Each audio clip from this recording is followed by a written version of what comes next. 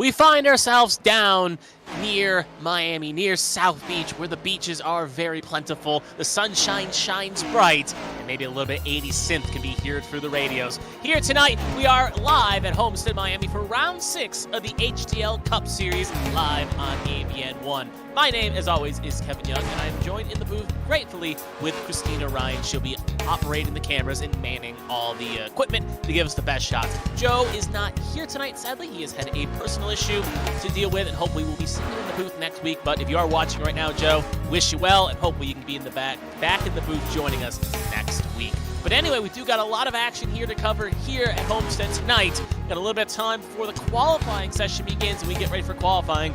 We do have some news to cover over some of the storylines going on. For starters, we got Arrowhead Racing right now. They're undergoing a bit of a facelift right now at the moment. Their own team boss, Carmen Sienna, has decided to step away from the action right now. She has decided to step in a race control position. Meanwhile, two of their drivers, and John Hagan, suspended for the rest of the season, and Lily Frazier has been suspended for the next 2 weeks. So this team is looking for a bit of a different identity here. There you can see the 11 right now being piloted by a new driver here for the next 2 weeks. So this team is going to, it's KCL is piloting the machine, but during this opportunity, this team is going to have to re-fracture and re-get going, because they've been a very strong team, but now trying to find their footing up into their own. There's the 96 of Tommy Reynolds. He won the Daytona 250, or I guess the Daytona 500, and is now stepping full-time in the number 96 machine. So we'll see if Tommy Reynolds, now in a full-time campaign, can really make an opportunity of it and make it play out nicely.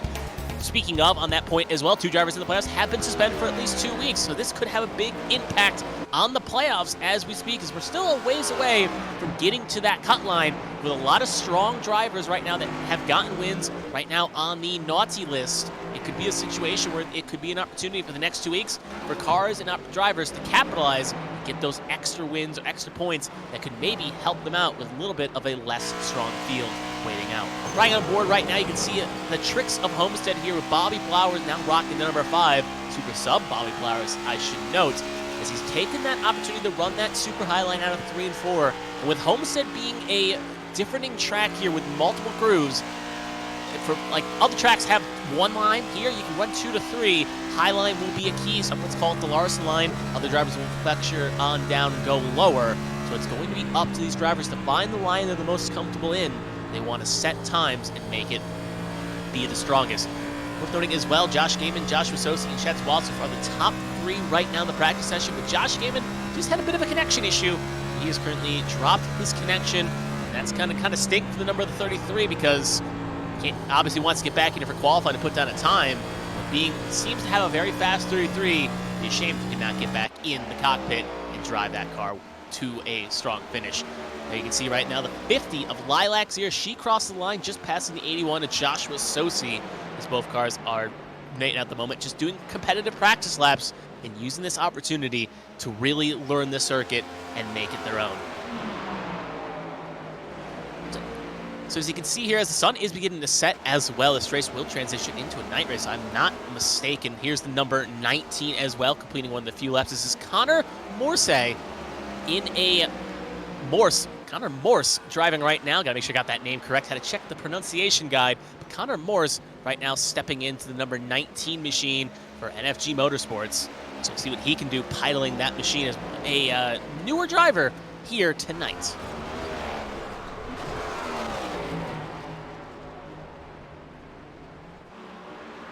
So we should have about a minute till qualifying starts, as usually it starts around 8:15 on the nose Eastern Standard Time. For other time zones, just take the first number, change it to whatever your time is, and add 1 minute. But we should be ready to go here in qualifying. Obviously, qualifying, if you are new here, has different procedures in comparison to other series. It's not a one-shot quality system. 2 cars will head out on the track. We'll try to set a time, and the fastest driver after all cars have competed will be the pole sitter for the main race. So we should get ready to see one car made a man lick on the inside pit lane there. It looks like it was a 23. He's right now stationary there. He'll tow out to pit lane.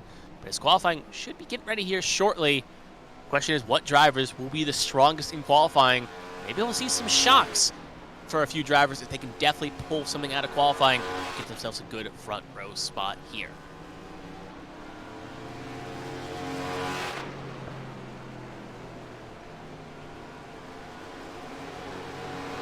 Looks like that has now been the official of the queue. We are going to get ready for qualifying now. Just seeing the checkered flag fly as DJ Trout ping-pongs off the wall there. Only gets into Zachary Apperson. That will be the end of the session. We will get ready for qualifying.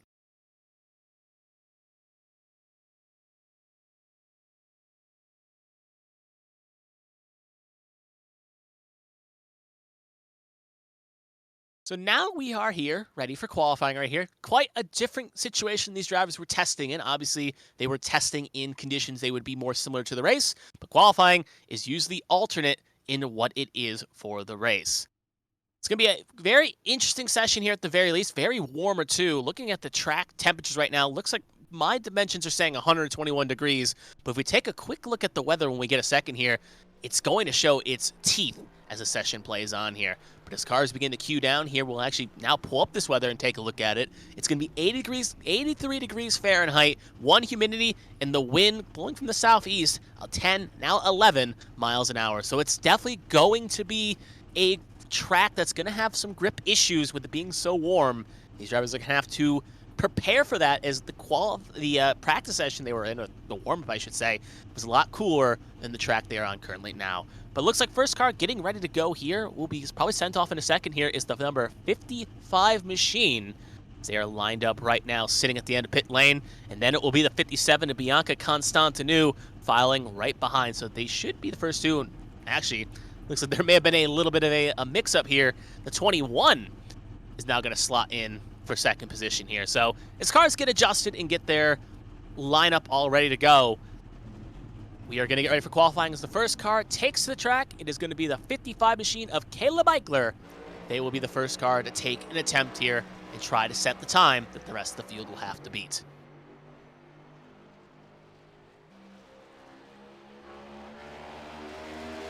We'll also now be joined by the 21. We'll be heading out to the track well of Brandon Proudfoot, who ended up winning last night in the A² Cup Series at, blank on the track for a second, it was Iowa they were at, and they ended up winning that race on a great strategy call. So we'll see if that luck performs out quite nicely for Proudfoot, who's filling in a role here. But we'll focus on Caleb Eichler right now, as he's just started his first lap here. So he's going to try to run, and now this is where the question comes in. Do the drivers feel comfortable running on the low groove and want to take the attempt, pinching it to the apex, drifting up? They want to try the high line, where it may be a little bit more aggressive, a chance of hitting the wall and maybe invalidating your lap, which could be doom and gloom and also put you in a bad spot. So, but if you can get it right, it could be a bit faster. So you can see Eichler banding from the low side, heading up to the high side. They've got just a bit of a speed wobble here. As they come across the line here, I don't think it's going to be a blistering lap, but it's going to be provisional full to start. It'll be a 34.95. Now we'll move to Brandon Proudfoot, filling in the number 21 here tonight for Unforgiven Motorsports, usually driven by Marcus Chafin. Now Proudfoot coming back in. Driver that ran last year, was a Final 8 contender, now trying to get a good spot here. As he comes across the line, he will put a pole lap down. The 34.536 will now be the time to beat, that the rest of the field will have to try to beat if they want to get on pole position. That will bring us to our next two cars. The 57 of Bianca Constantinou will be the first of the two cars to come out of the pit lane and attempt a lap here. Constantinou's been running a alright season so far here. She's been doing pretty good for herself, but obviously looking for something to kind of get herself. And even though she is more of a road course specialist, more specialist on those road courses, she definitely has some sharp teeth on the ovals, and definitely someone to keep an eye out for here as she gets ready to start her run. And this could be a bit indicative, as we see as cars, especially at plate races and other tracks, like to run towards the wall to start their lap and then drift to whatever lane they want to be here. So as Constantinou is going to run a kind of a middle groove here, not going to go as low as we saw with Withers, I could say Eichler, and as high for Proudfoot here, now going to drift low. So going to play kind of the middle road here, try to put down a good lap for the number 57 Monster Energy Machine.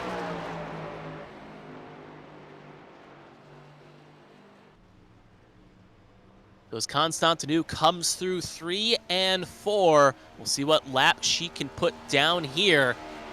Across the line, can she beat Proudfoot's time? She cannot, but it's going to be close. It will be a 34.57. So that will put her P2, and that will cycle us over to DJ Trout next. the number 93 Vitamin Water Machine. Lap still looks good at the moment. No wall taps, no mistakes. They are rocking a Mugen hat there, Mugen helmet as they come across the line. It's going to be P3, a little bit of ways away from the front row. A 34.880. Going to be the fastest 3 out of the fastest 4 cars take a lap. Next 2 cars up, you can see Tommy Reynolds will be one of the 2, and William Britton will be the other. William Britton obviously could not, actually, no, he did make the show last week. It was another car that didn't make the show. So obviously we do not have more cars, so every car here that's qualifying will make the show here tonight. So as the 64 comes on out, as being an open car, does not have to really feel the pressure other than putting down a good time to get themselves into the show. And they did that last week with no problems, as they put themselves near the top 10 to start the race last week in Indianapolis, trying to rectify that feat and put down a good time, but hopefully maybe a different outcome than the race had last week in Indianapolis.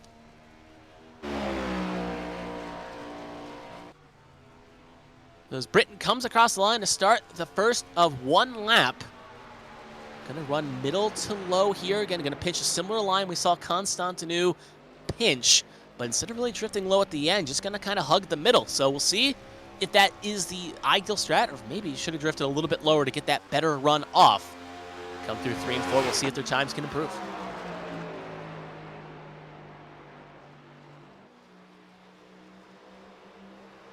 Britton comes off of 4 here, drifting high, flirting with the wall, but will not hit it. And as he comes across the line, can he upset Proudfoot here? He will not. It will be the slowest out of the 5 runners, 35.021. Now that will move us on to Tommy Reynolds here, the All-American 96. Running for the Homes for the Troops scheme. Ran a similar scheme last week with a 7 on it.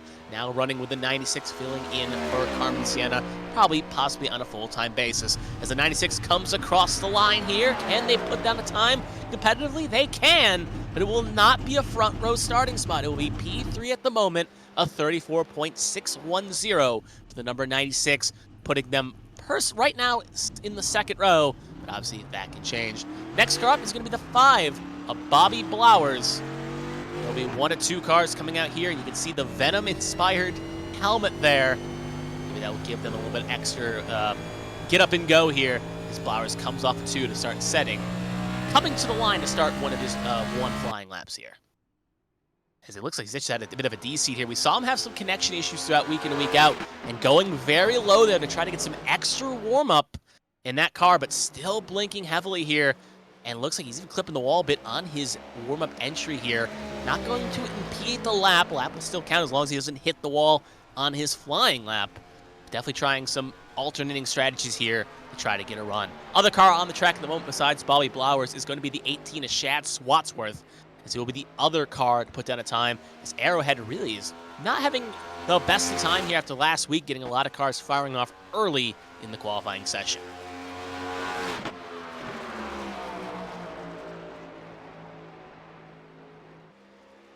So as Bobby Blowers comes off 3 and 4 here, filling in for Seth Wanzing for NFG Motorsports. We'll see what Blowers can do coming across the line. Can he put it on pole position?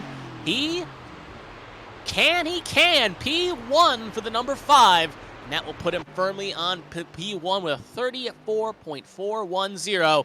Now is the time Swatsworth's going to have to beat. You can see he really feels comfortable riding that wall there, but got to make sure he didn't kiss it as he comes across the line.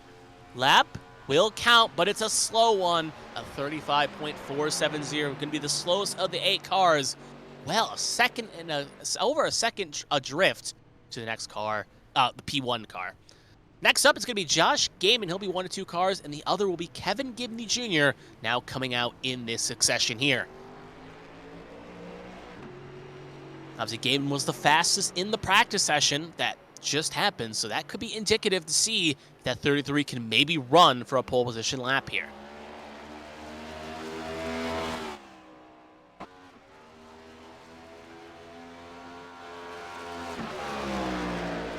Gaiman had a very eventful last week at Indianapolis as he hits the wall there. Again, you got to be careful, even with a tap. You want to make sure you don't scrub off speed or at the same point damage the car that hurts your run here. As Gaiman comes across the line here to start his first flying lap of 1. See what he can do in that number 33. Finish my point about Gaiman, though. Last week he had a very eventful race, to say the least. Was running high, running low, and eventually a mistake put him out of contention late. So trying to keep this form going and get a win in the win column here. We'll see what he can do coming out of 3 and 4. If he can maybe put himself on pole position, maybe rectify some of those blues.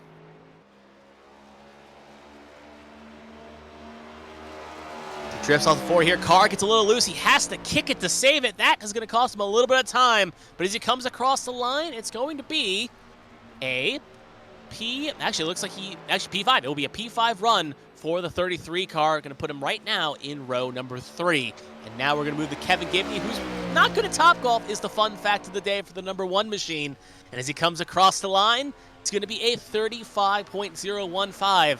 So it wasn't a hole-in-one qualifying run there, but at the very least, it's going to be at least top 10 at the very least for now.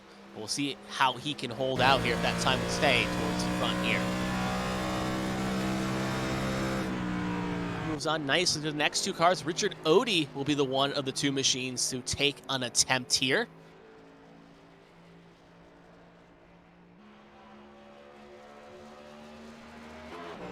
Obviously, Odie driving for Odie Racing here.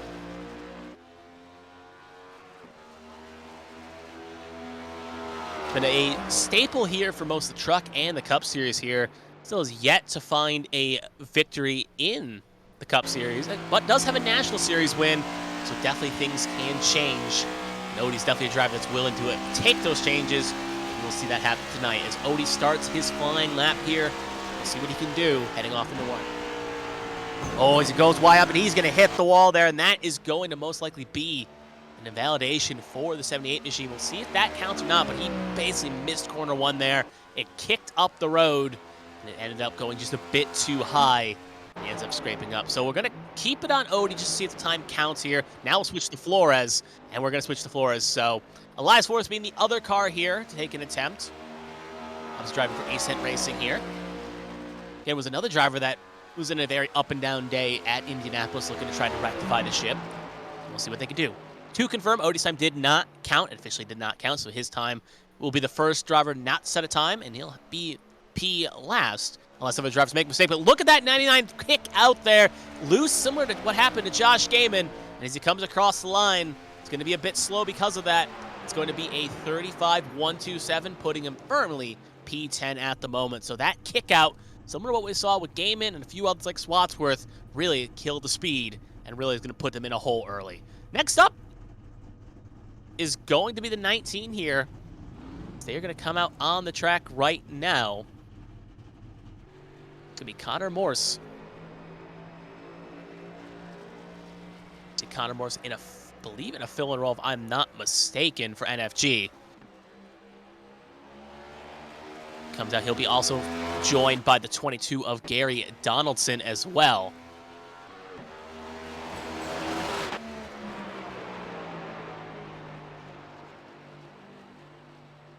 Is no stranger, to the very least, of having good runs in some of the lower series that we've seen him in.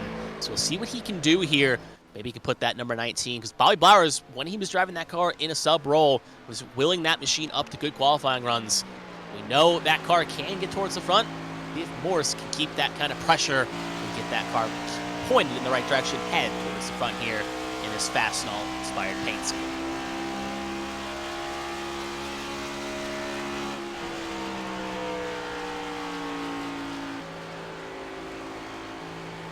Come through 3 and 4 here, plugging a middle line here.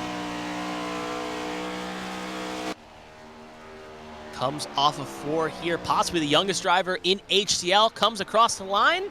It's going to be a 34.858, and that will put him P6. The number 19 is right now slotted in the 3rd row, and the 22 of Gary Donaldson about to finish up his run here. He comes across the line, his Under Armour-inspired paint scheme. And it's going to be P9 for the 22. So he's going to be in the top 10, at least for now. See if that ends up shaking up. So as the next 2 cars get ready to file off here, going to be the 28 of Alfred, 28 and the 71. Both will be the next 2 cars out on the track as well. So 28 of Matthew Boone, almost called him a different name there, but it is Matthew Boone driving 28. And a similar paint scheme to a few other cars we've seen out on the track. So give me a bit of a recoil in the Reagan Storm-inspired paint scheme. And the other car joining will be the 71 machine, as well of Lily Sharp. So both cars will now be attempting laps and trying to set some decent times.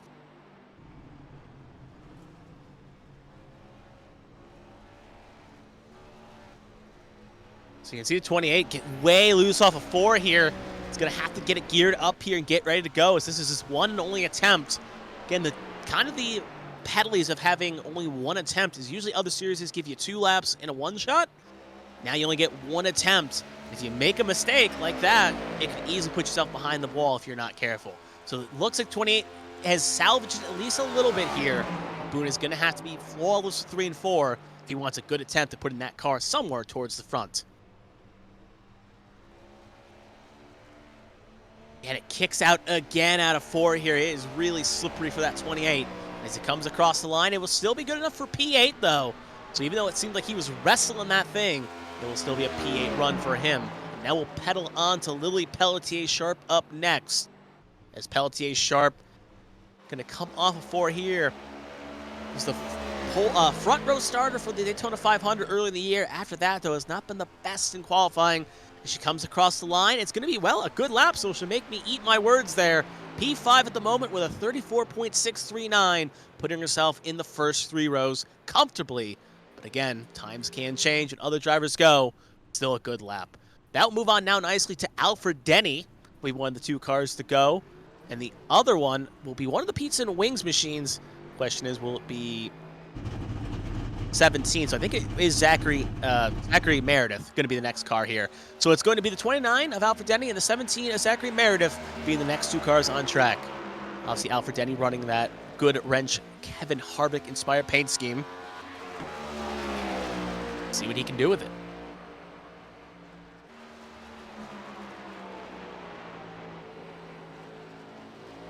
Alfred Denny, one of those drivers that's Mr. Consistency. You can always see him rocking around the top 10, but still yet to get on a podium, nay, get a win in the HTL Cup Series. So knocking on the door, we'll see if he can make this run here today, or at least put himself in a good spot to get that run as he flies off into 1 here.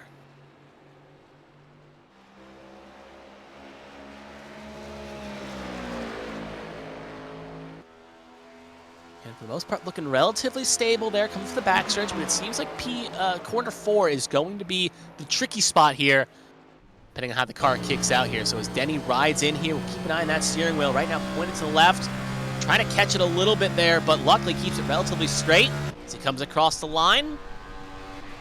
It's only going to be enough for P12, so it'll just be a few tenths behind Donaldson and just add a Gibney, 34.938. And now that will cut to Zachary Meredith.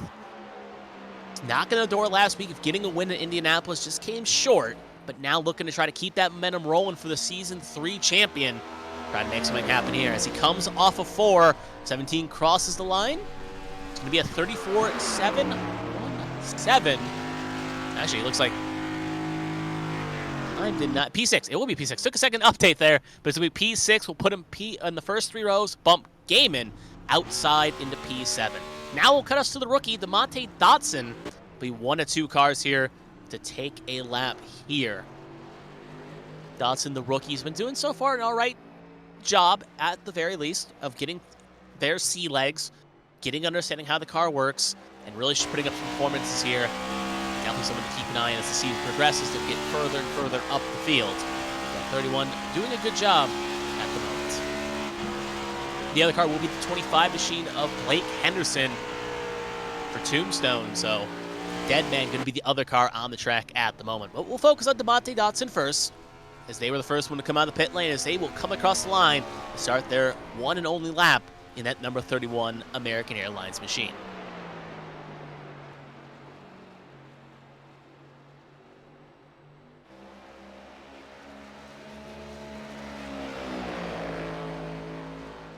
Good run through the backstretch there. See if DeMonte can keep it stable here. Gonna go with a little bit of a low line here. A little bit unconventional, to say the least. See more cars run that middle-ish groove. Dotson gets a little kick, but it's relatively straight. As they come across the line, what can Dotson do? It's gonna be good enough for P8. So good run there for the 31. only one of the last drivers in the playoffs. Now Blake Henderson up next in the 25 machine, obviously running a simple paint scheme he's run the past couple weeks. Again, another driver that came close to finding the way into victory lane at Indianapolis. Gonna have to lick the scars off and get back on the horse as he comes across the line. It's gonna be a 34.619. That will put him P5. So a lot of the drivers we're seeing of late really putting themselves in that 2 tenths away from Blauer's position. But no driver can really break a little bit higher here. But as the session goes on and the stronger cars from last week get their chances to run, see if anyone can maybe best Blauer's time. One driver looking to do that is Casey Ellis in the fill-in role for the 11 machine of Lily Frazier, who is not here tonight as she is serving a suspension. So as the 11 comes on out right now, it's always a bit of a tough spot when you get drafted in to drive in a sub-in role for another when another driver has some issues or some problems. It can definitely be a little bit of a daunting task.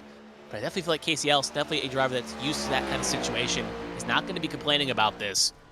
As he comes off to start his bare one flying lap here. See what they can do.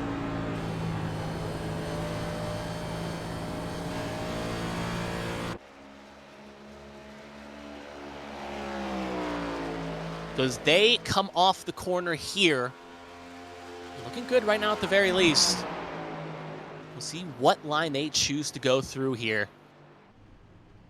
Running middle to high here. It's where the optimal situation is. As they come across the line, where can they put down a time here?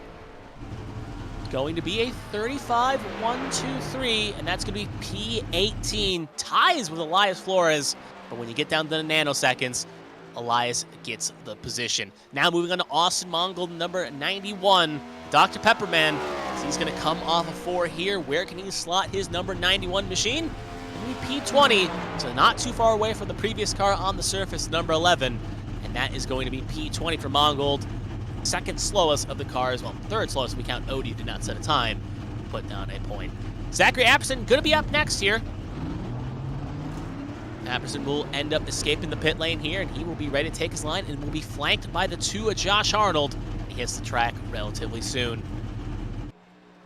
Obviously, the Tombstone Motorsports driver, the number 4, looking again for a good performance here. Best finish was a 2nd at Talladega in Season 2, but that was well over 2 seasons ago, coming possibly up to 2.5 seasons ago.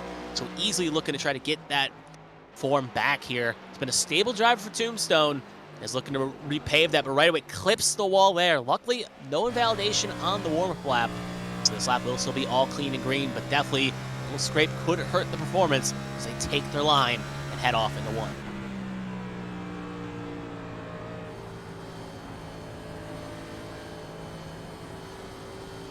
Take a look at the speed cameras here as well as ride on in the bumper camera here. Shows you the speed you got to hit through the corners here.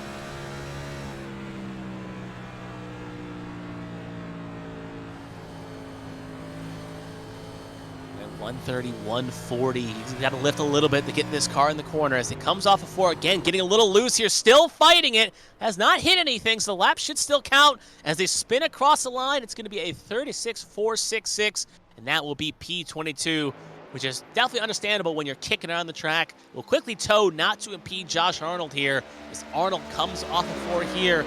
Where can the Pizza and Wings podcast machine come across the line? It's going to be good enough for P8 for the number 2, so can't match his number sake, but at the very least will be in the top 10 with a 34.800. Handful car, still at least a good chunk of the field here to go here. So as the field kicks off, we'll see who is next up on the queue. It's going to be the 94 up next of Byron Jones. Obviously, Byron Jones in a fill-in role as well. Usually that machine is pedaled by Chris Pendell for Premier Racing Club. Byron Jones got a call on the horn. You can see here he's ready to drive on up and try to make a run here. Other car coming out will be the number 90 machine of Dean Clavitt, the Canadian driver, will be the other car on the track here. So as Jones comes off of 4 here, he's had a handful of wins in the Truck Series and has definitely been a strong driver when we've seen him in the Cup Series here. So he's definitely someone to keep an eye out for in this fill and roll. We'll have to see how this qualifying lap fares him first and not get ahead of ourselves.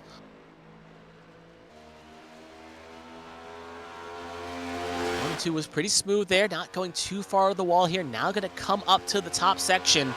Question is, where will Jones elect to select his car? He's going to run kind of a middle groove here, similar to what we've seen from other cars here. And worth noting how Dean Clavitt just hit the wall on his start lap here. So he got loose off of 4, so I don't think his time will count. But as Byron Jones comes across the line, it's going to be a 34.814, who he also got loose off of 4 here. And that is going to be P10 for him. Dean Clavitt, like I just was alluding to, clipped the wall coming out of 4 and hit the inside retaining wall and then crossed the line. His lap will not count, and he will join the fray, and we'll take a look at the replay here. I believe that is what we're queuing up for here. Clavitt should come in a shot here. Yeah, we're going to wind out here and see the whole lap here. Coming down the zone here out of 2, and you can see it getting loose. And you can see he tries to come out of 4 here, unless...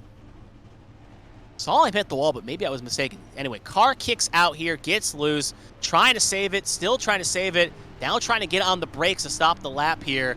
And there he crosses the line. So at that point, lap counts. And when you're going about maybe 60 miles an hour across the line, lap was basically done anyway. Then give the wall a chef's kiss at the end. So Clavitt will join Odie, as the drivers have yet to set down a time. And we'll see how that impedes Clavitt. And then the run will have to make it for the field. Next cars on the track at the moment are the 00 Pacey Wygant and the 97 Ruby Estes. The 00 going to be the first of 2 drivers here. And will cross the line first. Wygant was a driver last week at Indianapolis, someone that was kind of just in the background most of the race. Was definitely came up near the finish late and got a relatively top 15, but was someone that kind of just blended into the background, which is sometimes not a bad thing to have, especially in a situation. While we watch Wygant here, just noted as well, the 97 of Estes got loose off of 4, did not hit the wall, but shaved off so much speed. Lap should not be competitive, so Wygant going to be the only one of these 2 drivers to put down a decent time. As Wygant comes across the line, it's going to be P7 for the 00 machine. A 34.688, going to put them in the top 10. Here comes Estes. Obviously, lap still counts and not hit anything through their skid.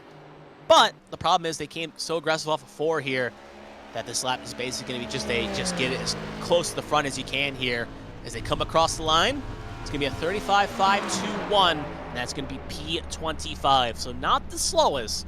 Took advantage of a few other drivers having mistakes like Zachary Apperson, but still definitely a kick in the teeth for Estes, who couldn't really get going before the run stopped. Now you can see her teammate, the 9 of Eli Sasek, will be the second of 2 cars to go out.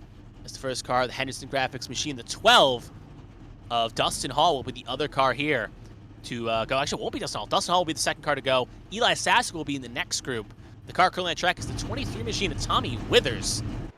So it's going to be Withers and Hall in this session, and then this pack here, and then it's going to be Sasek in tow with another car, which we'll find out relatively shortly.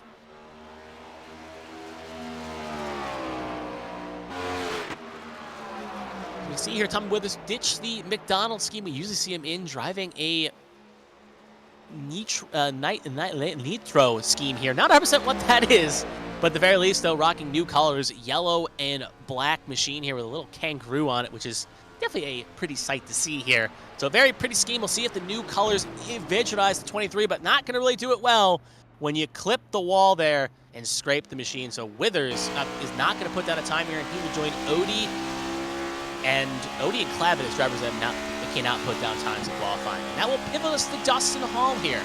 A driver that was looking poised to win Indianapolis last week on strategy, but a late caution came out, put him in a bad spot, and couldn't end up finding his way to victory lane. So obviously going to have to lick his wounds from that one being oh so close, and now going to get back in the horse and try again here. Obviously, Dustin Hall has 7 career Cup Series wins, so definitely another one wasn't really make or break. But being in a playoff format, winning is definitely a key to getting yourself a breathing room when the playoffs start. So 12, though, going to come off 4 here, get as close as he can to the wall as he comes across the line. It's going to be a 34.591. That's going to be good enough for P4, but no drivers can really get close to Blowers, Proudfoot, and Constantinu. This Hall, though, will at least be in row number 2.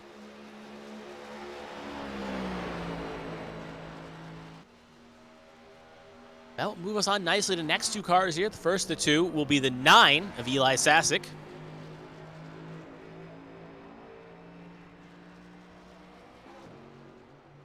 We joined, presumably, I believe, by, I want to say, one of the two cars. We'll find out in a second here, but the 9 of Sasek going to be the 1 of 2 here. And the other one will be the 20 car. So it'll be the 9 and the 20. And the two cars hitting the track of Hunter Peach. So we'll see how either driver can do here. Sasek, though, getting ready to start his flying lap here. Going to run high towards the wall here. Try to gear up for a fast lap.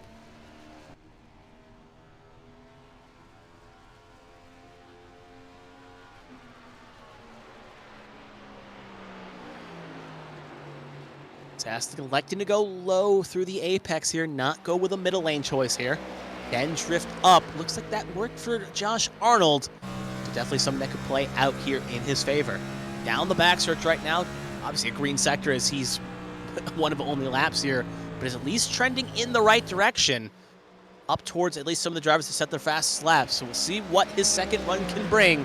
As he comes off of 4 here, where can he slot that machine?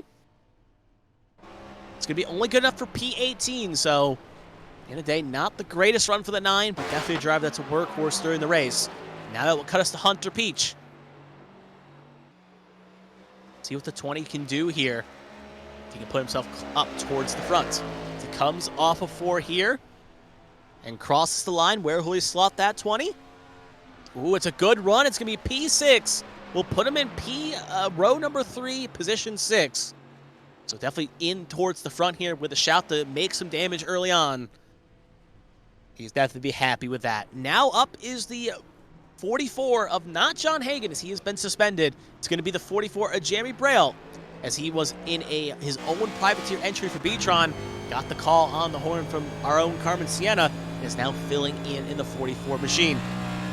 So we'll see what the Braille can do. Obviously, 2 second places in his own machine, so he's definitely not feeling the pressure, and the driver that's definitely strong.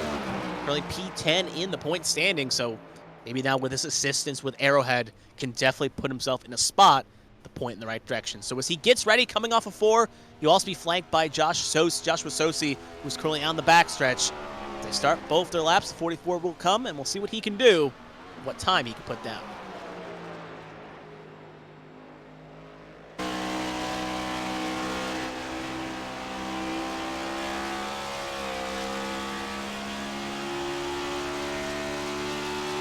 Good first 2 corners there for the 44.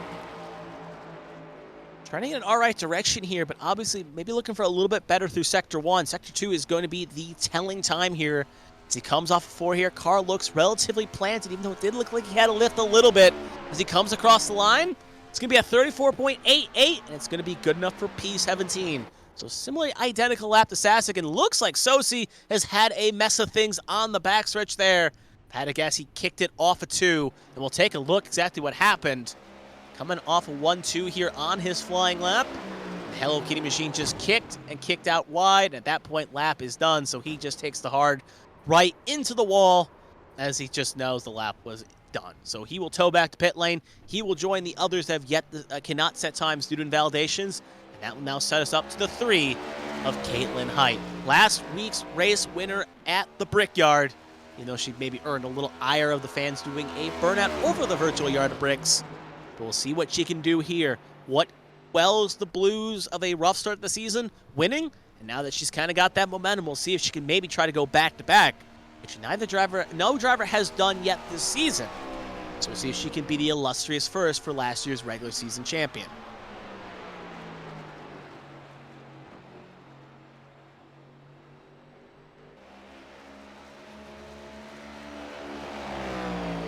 Right through 1 and 2 there, no major kicks like we saw with Sosi, so car looks all rightly planted. Checking the sector times, it is a purple sector 1 here. It's 17.2 fastest, 17.22 fastest of all cars. So this looks like it could be a money lap here. Bobby Blowers waiting on in the distance. Will he lose his pole position across the line? It's gonna be a 34.54, and she's just gonna miss out on pole position.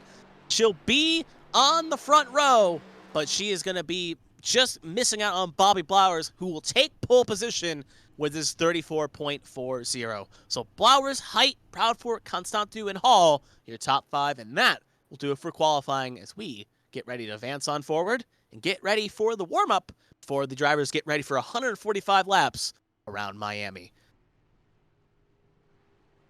As we wait for that session quickly to kind of tick over here, one thing to note is we're looking through the chat.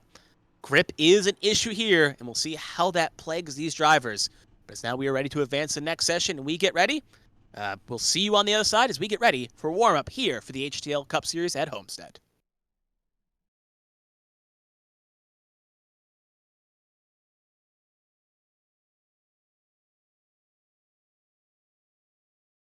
So as that takes us through qualifying here, we are now ready for warm-up as the sun is now set a little bit more here.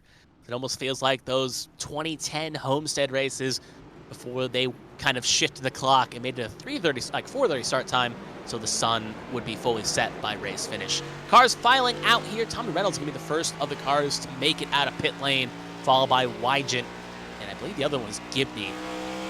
As you see him trained out here, 5 minutes is not a lot of time to really put down some practice here. So a lot of these drivers use this as an opportunity to maybe do a few extra laps, figure out, because it's worth noting, last time these cars ran in traffic or ran practice well over 30, 35 minutes ago.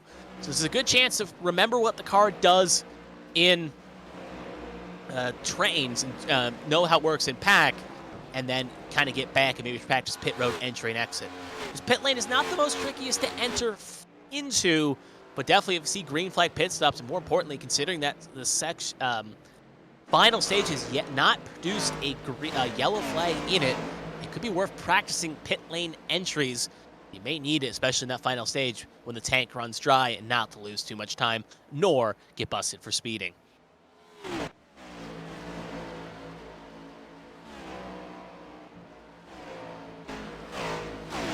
Nice puff smoke as a few cars have already clipped the wall here. There's a lot, I know from at least a few friends and a lot of vocal community that want Homestead to be the final race again on the real-life calendar and provide some good racing. And who knows, maybe that will be seen again in the near future, as it's definitely a pretty track and a good track for racing.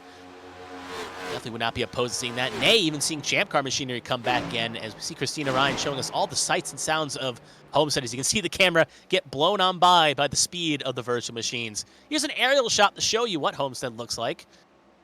So obviously this track has gone through some configurations before it was a flat track, and then they eventually added some banking as the racing went on here. You can even drive some of that old flat Homestead in the old NASCAR Thunder games in 03, 02, and so on and so forth. So that track is preserved in those games, but the newer Homestead with the banking, you can see here in all its glory that the drivers and the virtual drivers love. You can see already a big wreck on the backstretch here. That's DJ Trout. Front clip mixed off there. And like I was saying before we went to warm up, grip is going to be an issue here, as drivers are really struggling off corner exits out of 2 and 4. Some drivers will have to be a bit more patient, a bit more wary to make sure they don't end up looping it. Kind of similar to happened in Indianapolis, this grippiness could end up catching some drivers out, maybe ending some days prematurely if they're not careful, as these drivers do not have a fast repair to fall back on if things go south.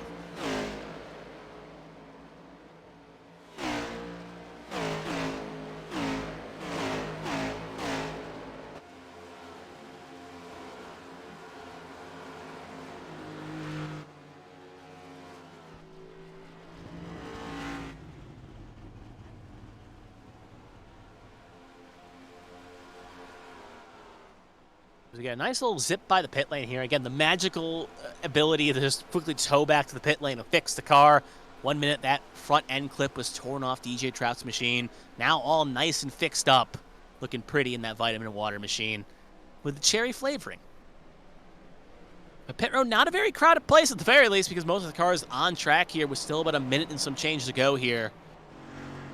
So if you are watching live at home right now, thank you for tuning in. Obviously for first and starters for the HTL Miami 350 on ABN1. But take this opportunity real fast, get a drink, use the bathroom, do what you need to. Because in about a minute, we're going to get ready for going over the starting grid. And then we'll have about 1-2 laps under pace. And then we are going to get ready for 145 laps. So do not change that channel. Do not go anywhere.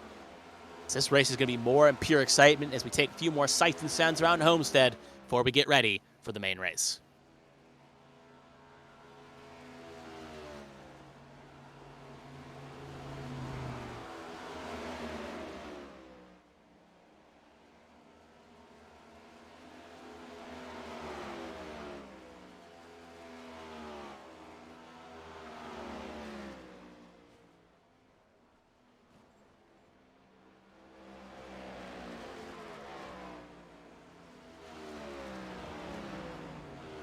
Almost going to get ready here. I do hope all the virtual fans have brought sunglasses and some sunscreen, as warm-up has now officially concluded.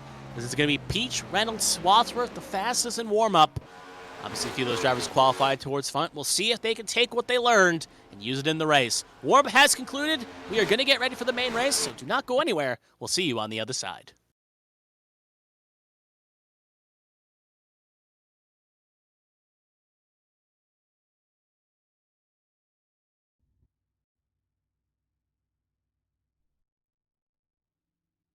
As we are here ready to go at Homestead-Miami for the HTL Miami 350 here on ABN1 as cars get ready to tow on into the pit lane.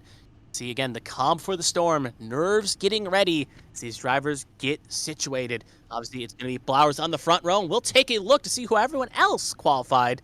And as like I alluded to, Bobby Blowers will be on pole position with Caitlin Height sitting in row number one in position 2. So further down the grid, we are going to have Brandon Proudfoot and Bianca Constantinou in row number 2. In row number 3, we're going to have Dustin Hall and Tommy Reynolds. They'll make row 3. Row 4 will be Hunter Peach and Blake Henderson. Row number 5, we're going to have Lily Pelletier-Sharp and Pacey Wygett making up the top 10. Moving further down, we got Zachary Meredith and Josh Arnold in row number 11, row 6. Row 7, Josh Gaiman and Byron Jones, both Byron Jones being a fill role, will be in row 7. Row 8 is going to be Timothy Donson and Connor Morse, and they'll be in row 8. Row 9 will be DJ Trout and Jeremy Braille filling in for John Hagan. They'll make row 9. Row 10 in the top 20 will be Matthew Boone and Caleb Ike. The first car to go out will get a nice P20. Moving into row 11, Eli Sassick and Gary Donaldson. Row number 12 will be Alfred Denny and Kevin Gibney Jr. Row number 13 will be William Britton and Casey Ellis filling in for Lily Frazier. Row 14, Elias Flores and Austin Mongold. Row number 15 will be Shan Swadsworth and Ruby Estes. And in row number 16, Zachary Apperson and Joseph Sosi being the drivers that did not put down times with Sosi. Row number 17 will be Lilac Zier and Dean Clavitt.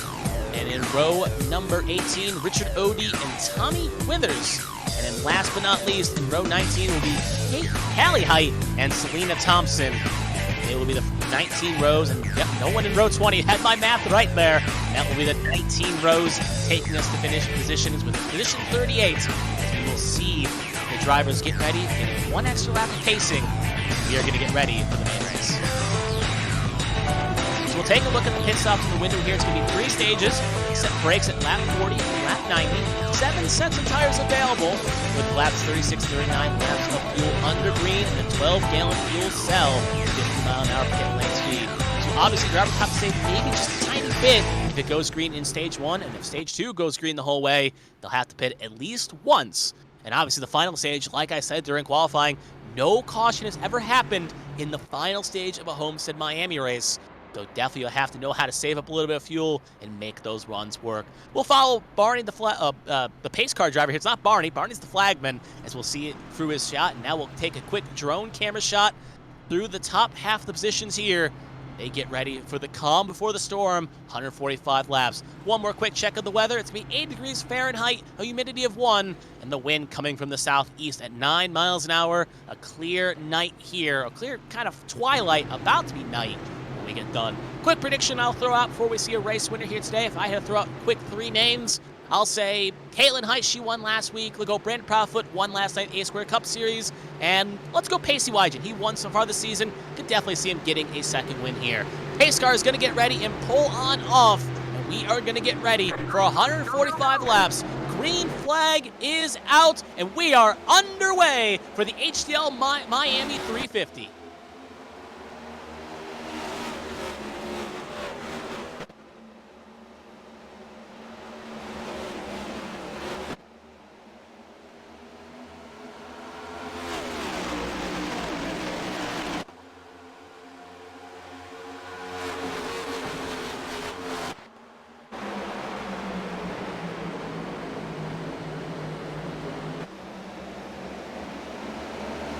Come off of 4 here, it's going to be Bobby Flowers leading lap number 1, but as we saw to that shot, P2 is still a battle wide open between Proudfoot and Height.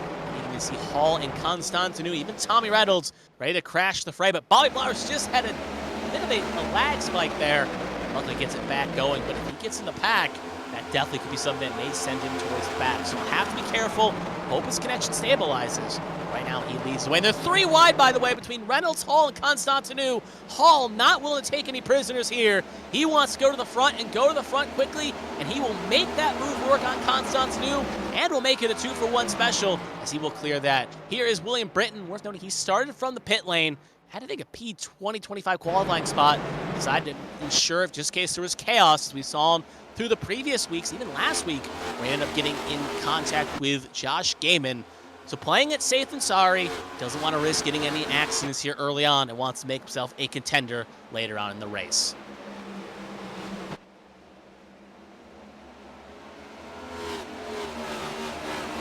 Flowers still continues his mad pursuit here to grow the gap, but we'll see as we go further back through the field here. Riding on board with the number 94, Byron Jones, currently sitting in 16th position. He is in the thick of things right now, and just shows you it's basically a kind of a car park up front and behind here. No driver really can get an advantage, get a lunge necessary. They're all just kind of riding around here, just trying to wait for an opening to happen and then pull up. As you can see right there, 19 of Morse trying to get in front of Arnold, but can't fully clear himself. So we'll hold on to that position at least for now. Back towards the front, we'll ride on through the back camera here of Bobby Flowers. That gap is beginning to come down at least a little bit, as Proudfoot now got some clean air, trying to reel in that number 5 machine. At the moment, still 1 and 2 for both cars in the situation. You know, getting pretty single file out here, but I was just about to call it out. It's getting a bit racier as Ellis, they're pinned on the high side here. They are falling back quite quickly here. They're pretty much back to P35 right now and continuing to fall.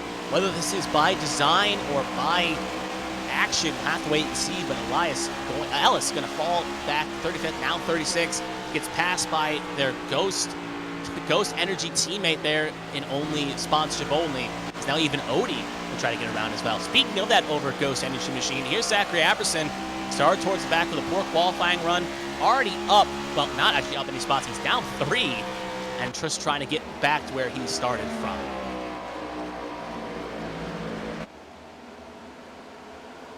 Here, looking at that there, I think that was Blake Henderson trying to make a move on Lily Pelletier Sharp there. They'll be side by side, and there is Morse trying to make a move on Gaiman. So it's kind of the top 10 are all getting single filed out here. Pretty racy. Here, as you can see, Henderson and Sharp still side by side. Henderson was maybe looking to clear here. So right on board here with the number 19 machine. Now going to end up losing a spot to Gaiman. Now going to fall back behind Trout. Going to try to hang on, though. Almost driven a bit too deep. Luckily, does not collide. Josh Arnold there. Now back to Zachary Meredith on the high side here. Kind of a bit of a pick here. Look at Gaiman get that run there. Want to have a charge here on the side right there on Sharp. And now Sharp kind of in the sucker hole here on that low side. As you can see, it's a little bit hard to see. He's actually riding aboard with her now. As you can see, already passed by Gaiman and Henderson. And now Trout looking to try to take a piece as well. But Sharp going to punch on up here. Try to stop the bleeding. Now Trout going to go low. That low line is kind of like Montana. You want to get low and then clear up. Kind of slide job your way up. If you get stuck low, leave yourself the ability to get trained here. So you can see right now Trout going to get passed by Sharp, and now Morse is going to try to clear as well. So you got to pass responsibly on that low side. And if you don't make it work, you end up getting trained and have to slide back up as quickly as you can. Now we're right aboard here with Blake Henderson currently right now outside the top 10. The top 10 car in question right now is Josh Gaiman. Obviously, Henderson being a bit methodical here, down 3 spots before he qualified, but finding his rhythm at the moment. He's trying to figure out what he can do here, and Trout way off the racing surface there, almost kisses the wall. Luckily keeps it pointing in the right direction. By the way, you're not missing anything up front. As you can see right there in the far distance there, that one car about 1.5 seconds clear, that is Bobby Blowers. Proudfoot has actually been caught by Height and Hall, so the battle for second is slowly heating up here. At the moment, Blowers is putting a spanking on the field. Gaiman also maybe looking to make a move. We have a caution here. Yellow flag is out. And it looks like it's the 55 machine. He is slow on the backstretch here of Caleb Eichler. And that's a damaged left front at the very least with some scratches. Also hearing some communications. A few other drivers may have had some save moments, but obviously the replay will tell us what happened. We'll see what exactly occurred. Obviously Eichler right there with Zier ahead, Gibney behind. It's a little twitch there by the 55. Another big wobble, more speed wobbles right in front of Clips Sosi. Obviously the 8 of Cali, nowhere to go. She gets the worst of that. Joshua Sosi showing why qualifying matters, trying to carve to the front, ends up getting a bit of scratches himself. Obviously the 8, kind of the biggest loser here. We'll ride on board here with Callie Height in the 8 machine. She's kind of been minding her own business. You can see the speed wobbles by the 55, tries to go high-low, and she basically mounted that left rear corner panel. See if that affects any of the performance here. That's definitely a good old lick on that number 8 machine. We'll ride on board with the 27, Selena Thompson as well here, so she avoids this incident. She'll give us a good look here. Obviously, just ahead is Joshua Sosi. There's the kit spins, there's the moment. 8 goes low, Sosi gets a little door for his troubles.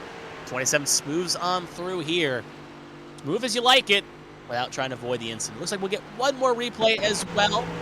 We'll ride on board, or at least follow one of the cameras here. I think this is the 81 of Joshua Sosi, I want to say. Let's see what he can do from the bumper camera here. Again, getting good around the 8, and then obviously there's the speed wobbles, like on a bike going down a hill, and almost makes it through, gets a little door slam on the right front, so Hello Kitty ain't looking so pretty, but that definitely can at least buff out. Got the best out of the damage for the 3 cars. Pit road was a bit of a crowded place here. You can see a few cars electing to pit here. Most of the field electing to pit. Well, half the field, I should say. Most of the field. Half came in, half came out. No majority at the very least. Notables include Caitlin Height, Hunter Peach, Connor Morris, Byron Jones, and Josh Arnold, all coming in. More importantly, though, only coming in for fuel only. Only driver coming in for tires was Dustin Hall. He elected to burn one of his sets here early on in stage number 1. So we'll see if that comes back to bite him. He's going to have the freshest tires on the track at the moment. Up front, though, it's going to be Proudfoot, Constantinu, Wygents, Reynolds, and Meredith, your top 5. There's another reminder of the window and the stage brakes. Obviously, with stage ending on 40 and the fuel being between 36 and 39 laps under green, makes sense that you could not probably make it under green without some heavy save. So coming in right now tops it off, but with one extra caution, a few extra caution laps here, is that going to be enough for these cars up front to save just enough to make it happen? Also, Bobby Blowers did come in as well. I have to reiterate that as well, so he gave the lead for Proudfoot. Now the run off the top 10 here. It's going to be Constantinu and Proudfoot, row number 1. There's the wounded carcass of the 8 of Callie Height. She's had a long damage clock here, so we'll see if she can get it back out, but she's gone at least 1 down.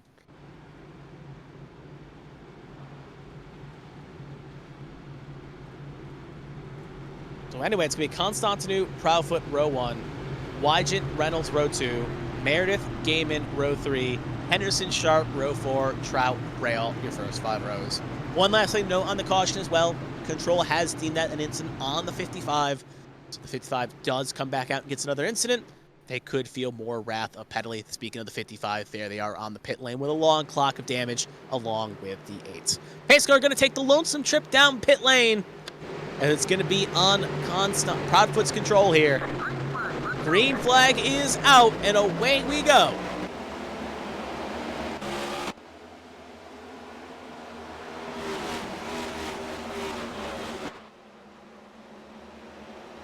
Cars zoom off in 1 and 2 here.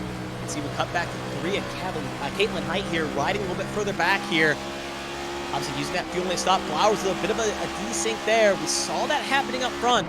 Again, the 5's internet doesn't hold. That could put him in a spot where he has to maybe cough up spots. Up front, you can see Wygent and Constantinu fighting hard here for second. And that low side's not where you want to be. A little bit further back, Sharp and Meredith. They're fighting for 6th and 7th respectively. And look at that checkup right there. Breo had to slow up just a bit. And Trout almost got into the back of it. And look at Gibney as well. Pretty racy here on this opening restart here.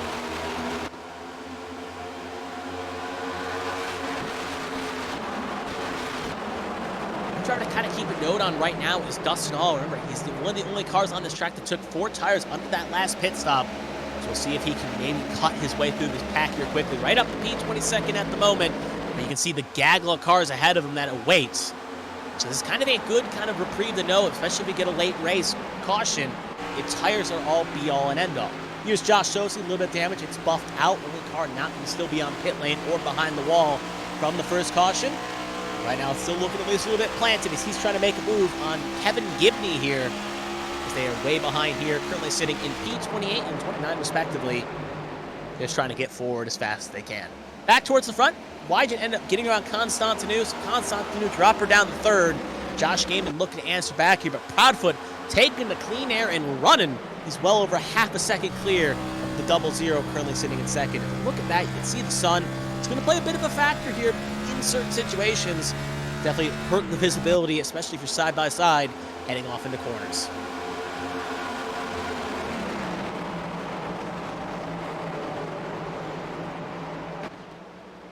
Here's Zachary Meredith and Blake Henderson side by side. There's this 96 Tommy Reynolds. This is just inside the top 5 we're watching.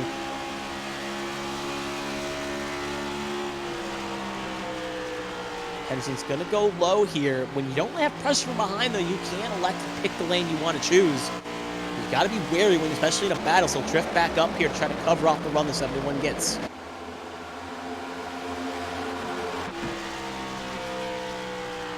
Watch on board now on the onboard shot here of the 00. That gap is now closing and closing quickly as Wygen is reeling in that 21 of Proudfoot. We'll check it across the line here, check the times. Last time by, it was a 35.58 for Proudfoot, 35 point.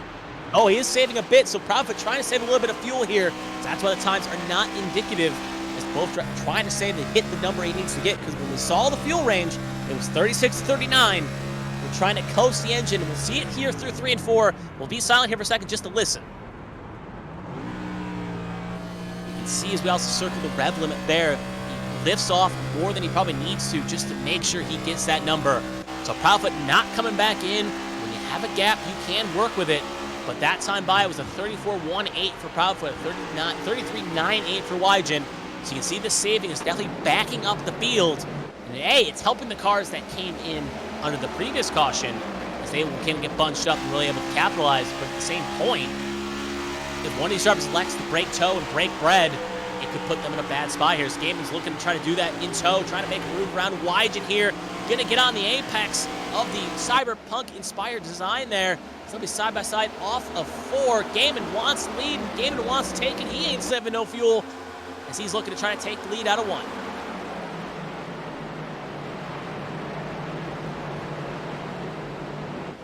Get that run though. He'll still be side by side with the 00. So now Proudfoot has to know if he backs up too much, he could put himself in a spot where he gets past and lose that clean air. So he can't fully save maybe as much as he wants. But he has to know he has to hit that magical number, because even if, let's say, he gets to the end of stage 1 and runs it completely dry and gets the stage victory, even though he has a part-time effort, it's not really he's looking for stage wins. He has to pick emergency service. He then risks the chance of having to start at the tail end. So you need to make sure you have enough fuel to get to the line, and then 1 extra to hit the pit lane. With Gaiman, looks like he may have hit his number a little bit here, as he's looking to try to put the pressure on the 21, and maybe cause them run out. You also see the 17 got a little loose off of 2 there, very low down the backstretch. Cars begin to jostle up forward.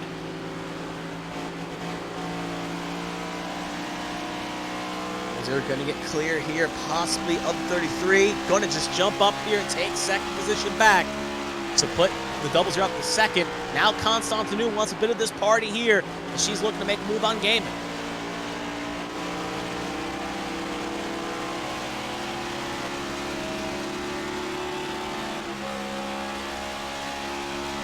hit past halfway in the stage as we watch this battle rage on here. Just an update of some of the cars that came in for service on the last pit stop. Highest of them right now is Hunter Peach sitting in 12th position. And you got Height and Blowers 14th and 16th respectively. As you can see right now, it is a smorgasbord back here. These drivers are just jostling for position. Guys can really get clean air, so it could be a situation, especially late in a run, where track position could be key.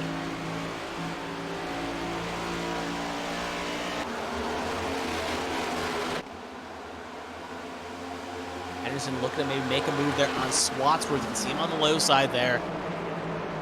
Still up front, it is Proudfoot and Wygent 1-2.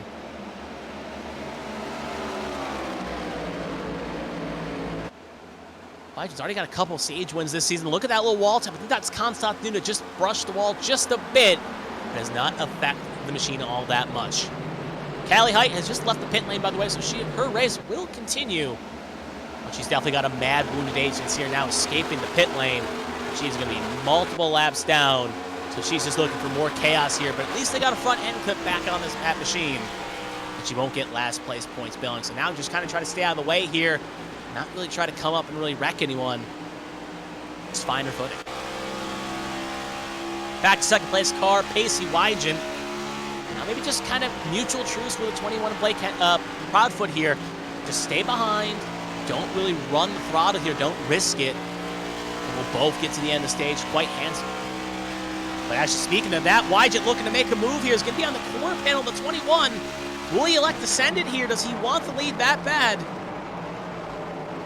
Still side by side. We have a caution. Selena Thompson in the wall. So Selena Thompson wrecks there, and you can see right there in that Menards American Airlines machine. And it looks like it may have something happen with Richard Odie as well. So we're going to watch the replay here. They're way off the tail end here.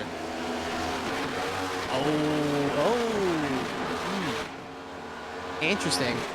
Oh, that's the Odie moment right there. Odie was on the high side, and now the hole just closed. So we're watching on the 27 here. Just riding in the middle groove, now the low groove. I'm going to assume it's going to be a spin out on our own devices here. Yeah, car gets loose like the 55. Hits the wall, has the brake lock. Car's going low. I think Odie's thinking maybe that hole was open. I'd like to maybe see an onboard shot. The hole was open in the last second. 27 let off the brake. So we're not riding board here with the 78. I don't think you can blame Odie on this one, but watch it again. Odie's lifting here. 23 gets around. There's the smoke. Odie's hunting the high line here. Sees the 27, but yeah, it's interesting because the puff of smoke made it hard to see through that line. The low side would have been safer, but at the same point, there was open real estate. And then the 27 kind of let go of the brake here. So we'll see how race control reviews that and redeems that. But either way, both cars get some good damage for that incident. We'll see how it affects either car and see if they can continue on. Up front, though, Wygent lucked out with the timing of the caution being thrown. As you can see, Callie Height getting their lap back. But Wygent was just a fender ahead when it got thrown, so he will take the lead, with Proudfoot now being in second. Handful of cars likely to come down, including Bobby Blowers, DJ Trout, Connor Morris, Elias Flores, Withers, Denny, Donaldson, Odie, and Thompson, all down pit lane for service. So no cars that did not pit under the first caution elected to come in here.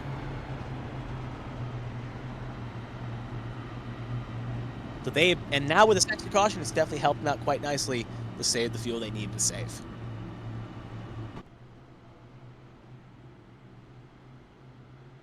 So we should get 10 to go when the stage ends here. So, well, the stage, when we get ready to go green here, because obviously the cars just went around, we should get one extra lap of pacing here, and we should have 10 to go. Again, an update for the viewers at home. Stage ends on a 40, and remember, the fuel is 36.39, so all these cars that stayed out looking like $1 million. Banking another caution, they got it, and it's helped them out quite nicely. So yeah, we will get one extra lap of pacing here, so we will fire off, so they'll get bunched up on lap 30, and we'll fire off on 31 with 10 to go. And right now, again, for the cars that elected to come in, it's an interesting strategy. Hunter Peach right now, the highest of them, currently sitting in 10th position. You got Caitlin Height in 13th, and Dustin Hall in 15th. Remember, took fresh tires, and none of them can really cut towards the front. So again, that strategy not working out like a treat here. Obviously, it was for more safety and just in case these other cars couldn't save it. But now everyone being on equal footing, per se, see if that ends up being a net negative for those cars, or maybe if they can rebound here.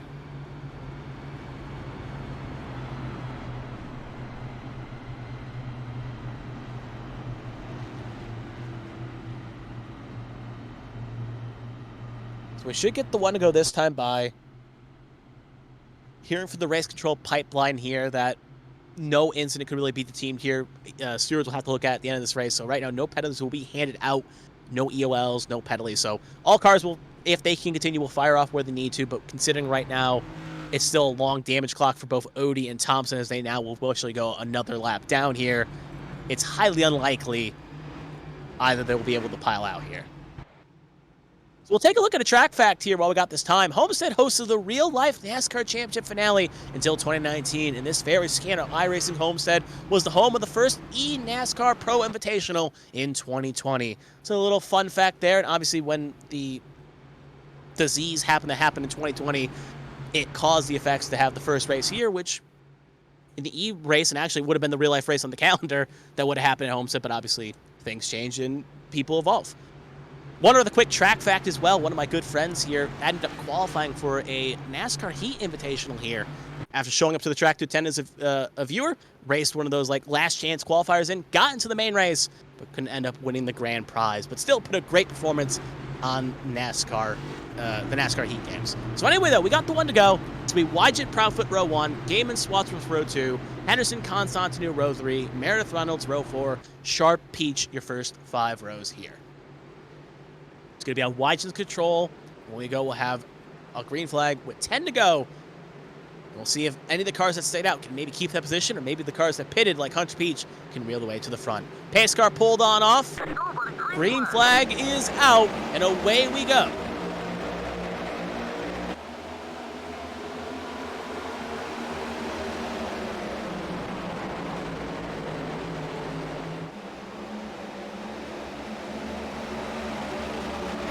Good launch there by Wygant. Will be a little bit of breathing room to Proudfoot. Game was even able to launch around Proudfoot, so Proudfoot got caught napping. It's going to be a race on between the 33 and the 00 at the moment for the race lead. Wadsworth way up the road there. You can see him go way up the driving line there. Almost clips the wall. Henderson maybe looking for a way around. We're right on board with the Interstate Batteries 18. You can see him just trying to find his line, make his way around the field here. Just report one thing, Connor Morris just disconnected here.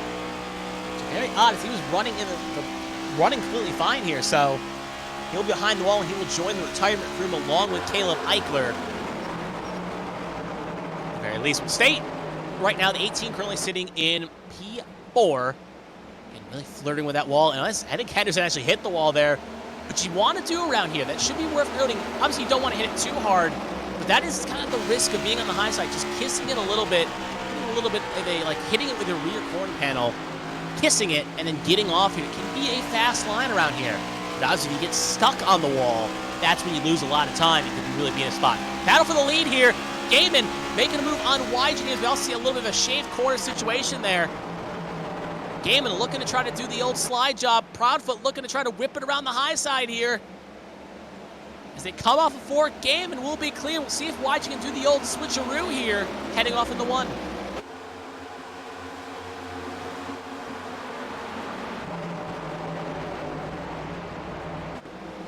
Not now. Proudfoot going to try to rip it around that high side. Very loose indeed. That's going to cost him some time here. He'll have to slot back in position. Now Wygant looking to make a move. Now Swatsworth has joined the fray here. It's going even higher than the 21. But again, almost missed the wall, and he slides as well. Having to try to save it, especially with these old tires. When you're on that high side, it can be very slippery. You got to make sure you have good car control. Also may end up taking the wall for a little ride. Next time by, we'll have 5 to go in the stage. Wygant maybe biding his time behind Gaiman. Swatsworth maybe willing to make a move on Proudfoot. About being patient and methodical. And look at Zachary Meredith on that low groove. Can't see him in the shot. He's looking to try to make that low side and work here as well. Currently side by side now with the 18. Not going to be able to clear up, but he is on a rail system as well here, looking to try to capitalize as well.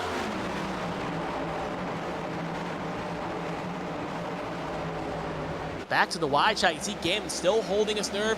Proudfoot still finding his form on that high side, getting closer and closer to that 0-0. Just can't get the lunge, and now going to try to go low. Abandon the strategy he tried. Now going to try the low side here, heading off into 3.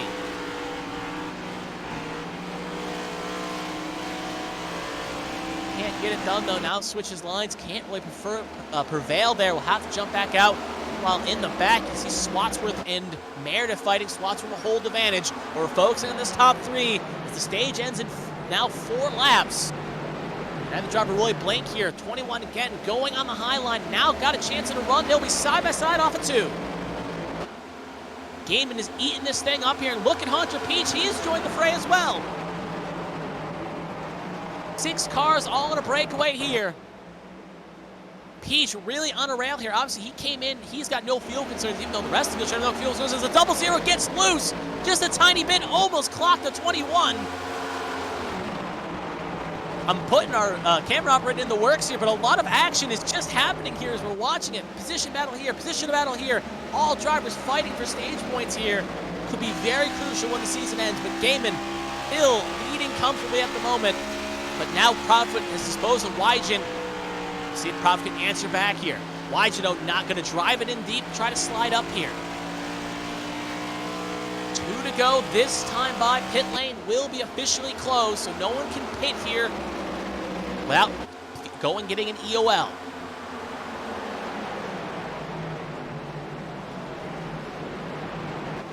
Not trying to cover off that 21's line choice. He feels like, obviously, when you control the tide, you pick the lane you feel the most confident in, and he feels the most confident there. You can also see Dustin Hall on the fresh tires. He is here as well. He's going to run a day late, $1 short, but he's going to try to get in the top 5. Even Caitlin Heights here as well in the 3. So they're all charging towards the front, but as we hit the white flag lap in the stage, Gaiman 3/10 clear at the moment. Looks like he's got smooth sailing, but the question is who will get second here?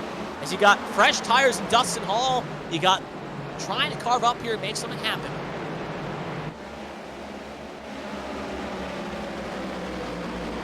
Gaiman still fast at the moment. Proudfoot gets a good run off. There's Hall, gonna make a move on Wygen. Look at Proudfoot, gonna go deep here. He wants the stage bad. To come off a 3 and 4 here. Still side by side at the moment. Who can get the run off the corner here? It's gonna be a drag race down the line, but it's gonna be Gaiman winning the stage. Proudfoot in second, Peach in third, Hall fourth, Wygen fifth, Swatsworth sixth. Actually, maybe Height got, no, Swatsworth sixth, Height seventh, Meredith eighth, Constantine ninth, and Matthew Boone, your top 10. We'll take a look at that in a second here when we get the stage results, but that was a very chaotic finish to the stage number 1. Drivers that came in and pitted almost had enough time, and the stage was about a few laps later. Dustin Hall could have been saying he could have won this stage, but Josh Gaiman is thankful it ended on 40. He will win the stage. He'll have to take one more lap here to open the pit lane, and look at how close that first stage was. He won it by 0.31 hundredths. That is an indication of how we could see through stage 2 in the final stage. We may be looking at a close finish here to decide who wins this race. Here's the unofficial results again. Gaiman takes the stage win with Proudfoot in second, Peach in third, Hall in fourth, Wygen fifth, Swatsworth sixth, Height seventh, Meredith eighth, Constantine ninth, and Matthew Boone, your top 10 here. Pit lane is now officially opened, so presumably all cars should be coming on in here, especially considering the next stage is a little bit longer. There has to be a pit stop in there anyway, because your tanks won't make it that long, as it's lap 70. 75, I believe. But anyway, pit lane will be a crowded place. We check the shots here. Yep, here comes Gaiman leading the trail, a posse in. Only cars that should be staying out are the ones that went one down to try to get a lap back. Now the question is, it's up to the virtual crews here. Dustin Hall could be an interesting spot as well. He came in for 4 tires under his pit stop. Does he take a chance here? Maybe fuel only it. But even then, considering fuel only is about the same length as 4 tires, it may not gain him much time here. But this is a chance for drivers to maybe try alternate strategies and try some other things to get some track position. But tires can be key around here. Don't want to end up taking too much of a chance here. Last car, Bobby Blowers will hit his box being pole sitter as they run off the race-off pit lane. At least one car tried a different strategy here. It's going to be the 97 of Ruby. And she took, I believe I want to say that was fuel only. Same thing with her 8-cent racing teammate and Elias Flores. 7-second stop, 6-second stop. That's fuel only definitely for Flores. But with Ruby, 7-9 is, yeah, that's fuel only. So you can see the Fords, as we zoom in on the Ford side, the Fords having a good run here. Even though they didn't win stage number 1, they'll have the front row lockout here to start stage number 2. Actually, worth noting, Ruby has missed her box, so that is why she gained time here. So she's going to be coming in this time by. So that will inherit the lead over to Proudfoot, whose virtual cruise got him the pole position here for stage number 2. So even though he couldn't win the stage, he'll have the best starting position for stage number 2.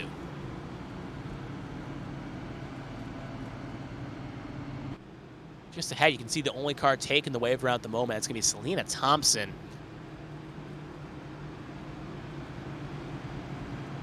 So we're going to take a look here at the last 2 laps here, just the pure chaos we saw through those last 2 laps here. Just take another look at it again. So in replay here, you can see Proudfoot on that high side just chugging away on the high side. You can see him make a move around Wygen here, and that sets himself up for the opportunity to challenge Gaiman here. Wygen begins to drift back here.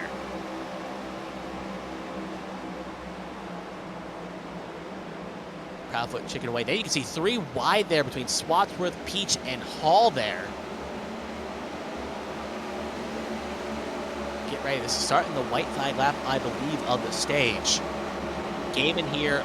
Again, you're going to see how aggressive Proudfoot was. You can also see 2 3-wide battles there between 00, the 12, and the 20, and Swatsworth, Meredith, and Height. But keep an eye on Proudfoot as he comes into 3. He sends it low like he did on Wygen many laps ago, drives as deep as he can, and he is able to stick it, more importantly. Doesn't drift up, doesn't really make a mistake here, doesn't even get loose, and that allows him a chance to get a run here. So he banned that high side to go low. As we come to the line here, just to show you how close it was, bam, was the line right there, and you just see about half a car length separated those 2 cars here. Back to live action. We just got the 1 to go. Field is going to get bunched on up. It's going to be Proudfoot and Gaiman first row. Flores, Hall, row 2. Remember, Flores took fuel only. They are trying a different strategy here. Wygen, Peach, row 3. Swatsworth, Denny, row 4. Caitlin Height, Bobby Blowers, your first 5 rows. Blowers, remember, was our pole sitter, now in 10th position. See if he can maybe carve his way back towards the front, along with some other of these cars here as well. Actually, worth noting as well, Blowers took an alternate strategy along with Denny. So Denny and Blowers both took fuel only as well. So they may be in a bit of a hard spot here for tires and how the grip they may provide.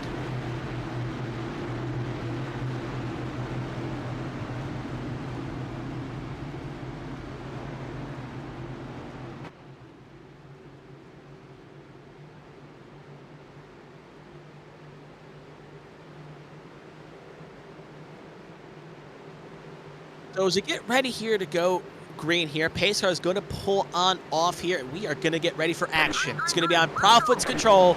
Green flag is out, and away we go.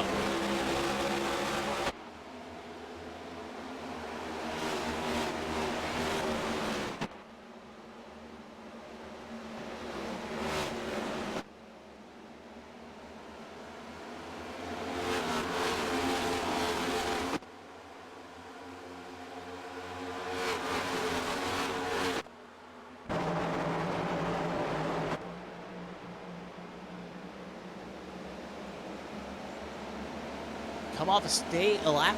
Corner 4, start stage number 2. It's going to be Proudfoot leading the stage. Gaiman going to be in second. But you can see how racy it's getting further back. Flores, remember, on that hold strategy, trying to make roads here. Dustin Hall, who was coming like a madman, now kind of got net in back here, looking to try to make something happen here. Should be also worth noting as well, we've had 3 retirements so far in this race. Those 3 cars are Caleb Eichler, Connor Morse, and Callie Height joining the retirement crew. Actually, Ruby Estes. Head's still running. It's Estes, Morse, and Eckler, your 3 retirements at the moment. So as Proudfoot continues to pull a distance here, Hall was able to get around Gaiman. And that's going to put Hall the second, Gaiman down the third. Now even look at Wygen there. You can see it looking like ants a little bit, but you can see fighting hard there for 4th respectively. He's got to admit, even Flores with a slightly cooler tires, really making work and keeping it up in that position. Obviously, only a couple laps on the stage. As the stage goes on, they could really start feeling the hurt. But at the very least, though, it's still grippy, and they're still holding at least some track position here.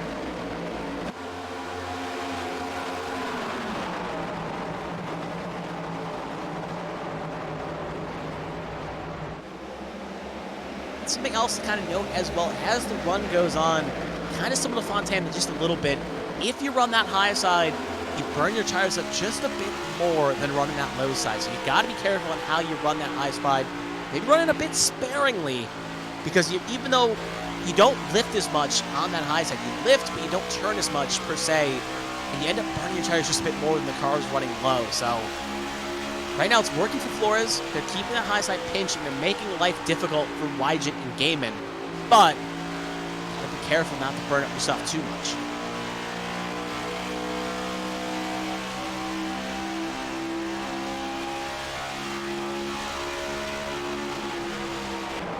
It's on board here with Wygant. You can see now kind of disposed of Flores. Flores is now falling back to the clutches of Peach. Now riding on board here with Caitlin Height in the 3 machine.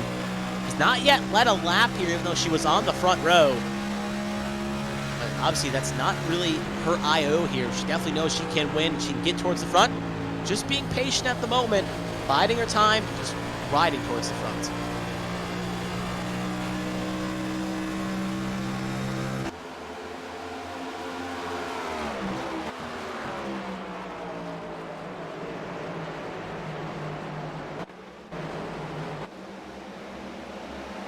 Further back here, you can see again Flores, and now being drifted back even further. Should be worth noting the other 2 cars that tried that strategy in both. Actually, Blake Henderson beginning to drop a little bit, so I was just noticing him. He's fallen back in many spots, but he's way back in 27, so not really worth noting on this mortgage board here. But there, to keep my point though, what I was trying to say is Flores, Blowers, and Denny all tried the strategy. Flowers and Flores still in the top 10. Denny, though, has fallen back to 15th, so he's really beginning to struggle at least a little bit there. You can see him right in that little pack we're watching. Here, though, there's Josh Arnold sitting in 22nd as he's trying to make a charge here. Now that setting sun, like I was talking about during the early parts of warm-up, is beginning to really affect the vision of these drivers down that backstretch. Luckily for the final stage, it will be fully set. For now, that is really going to affect the eyes of these cars ahead. Now they're 3 wide ahead. Not really taking any prisoners here. The car spinning in behind, on the track here, way back in 27th. Should be a caution, possibly. You can see the puff of smoke here. No call yet. It's Gibney and Trout. Gibney and Trout, no call yet. Was technically 2 cars, but we'll stay green more importantly. We'll take a look exactly what happened. See, Trout gets loose, gets speed wobbles right into Gibney. Similar to what we saw early on with Heitler and Height happened with those 2. And you can see the effect there. And obviously listening to the comms, Gibney not too happy as he was an innocent bystander, similar to what happened to Callie Height. Back up towards the front, though, no caution was called. It's going to be Proudfoot, Hall, your first 2 here.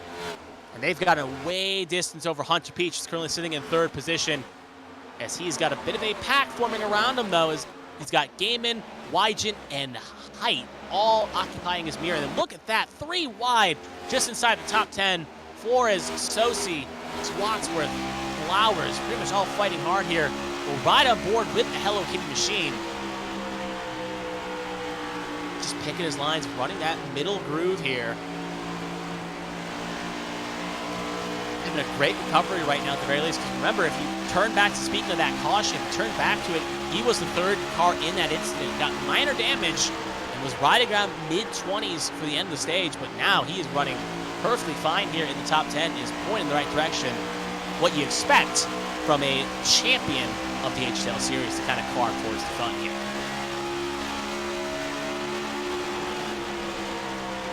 That almost gives a shunt there to the 18 of Swatsworth, who we're currently on bumper camera with.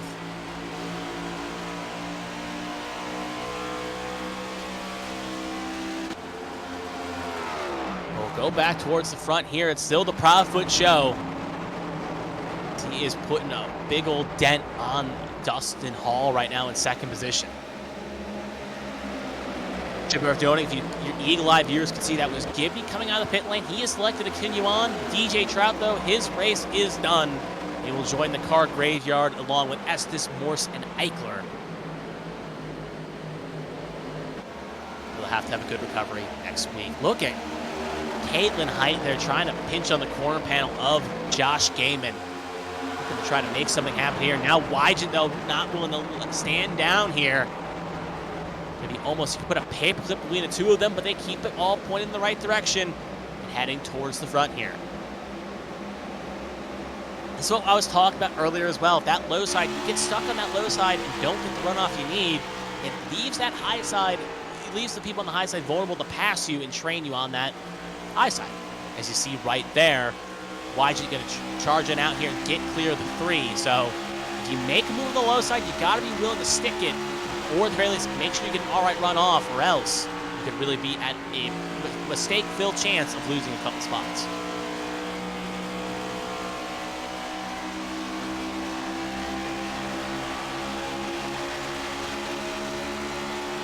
Big move by Pacey Wygen on Josh Gaiman.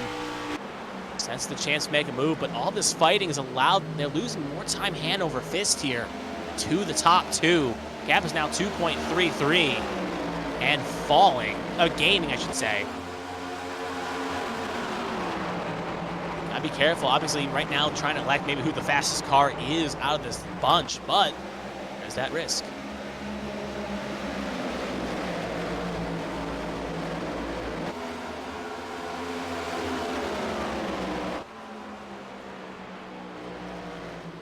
We'll cut back to the race here just to show you it's not much has changed up front here. Top 2 holding about the same gap here. Hall, it seems like every lap Hall puts on a lap that's catching Proudfoot, then Proudfoot puts on a lap that's catching Hall. They're both kind of holding similar times here, making it work out quite nice.